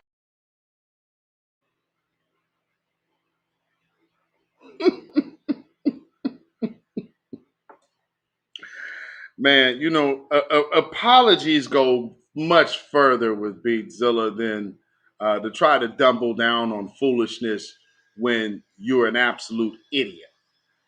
You said, play it again. Said Tariq must have roasted his zombie behind before. No, you know what happened with that? Actually, Doofus Outlaw had to get off the stage before because all of his the people that's smarter than him in his crew all got roasted and dismissed. So he figured, oh, I'm last. I'll be standing on my own. I'm too stupid to even stick with this one. So I got to get up out of here. And so he did. So that's the one thing about him. He backed out. I mean, you understand, I be having spaces.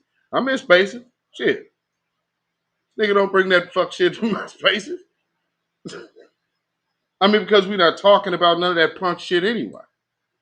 Man, you don't mess, man. Hey, man, when I tell you don't, I ain't gonna mess with you because you doing stuff I don't fool with. And I don't carry myself like that. And you think people got to, nigga, I'm not your bitch. You better go get you one.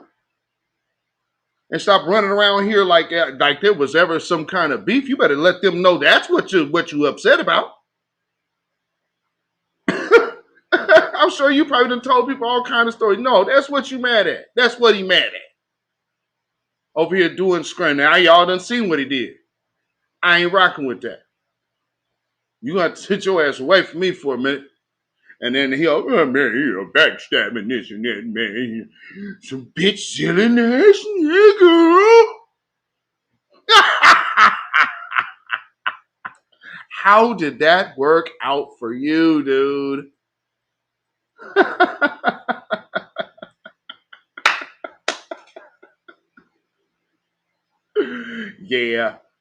Yeah. So, nonetheless, y'all, I will be posting up the space. I'm gonna try to post that up tomorrow because I do have it. And then also make sure you tune in to the Certified Truth on Twitter space on Monday, noon, West Coast time, 3 p.m. East Coast time. And again, for all of you who are around the sock dancer, shake this nigga. Because he ain't going to bring you no good and you can't be around me with him. So, we're going to have to operate like that. You understand? Because, like, you're hearing people always tell you that you have these suspect people in your mix. He is a major one. And not that he's an agent, he's just a damn clout-chasing idiot.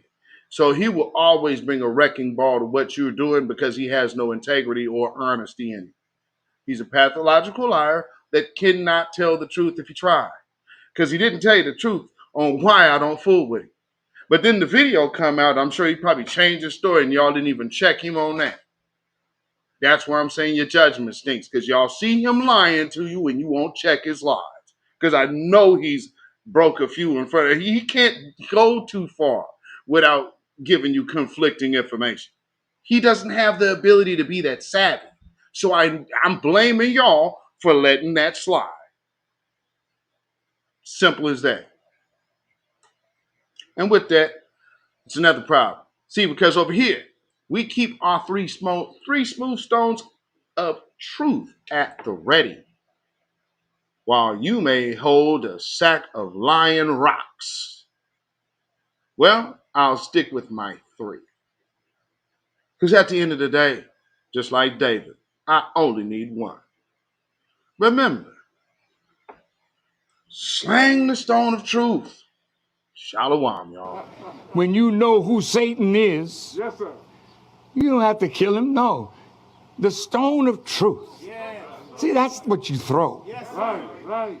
Allah says, had we wished to take a pastime from before, surely we would have done it. Nay, we cast truth at falsehood till we knock out its brains. Every one of you that knows the truth, stand up and tell it from the mountaintop. Black people can't take it no more. So wherever you are on the job, in the factory, I don't care where you are. If you know the truth, stand up on the truth and tell Satan, who the hell are you to try and pick my friends? Farrakhan is God's man, and you are from the enemy of God. So to hell with you. Stand up on it like a man.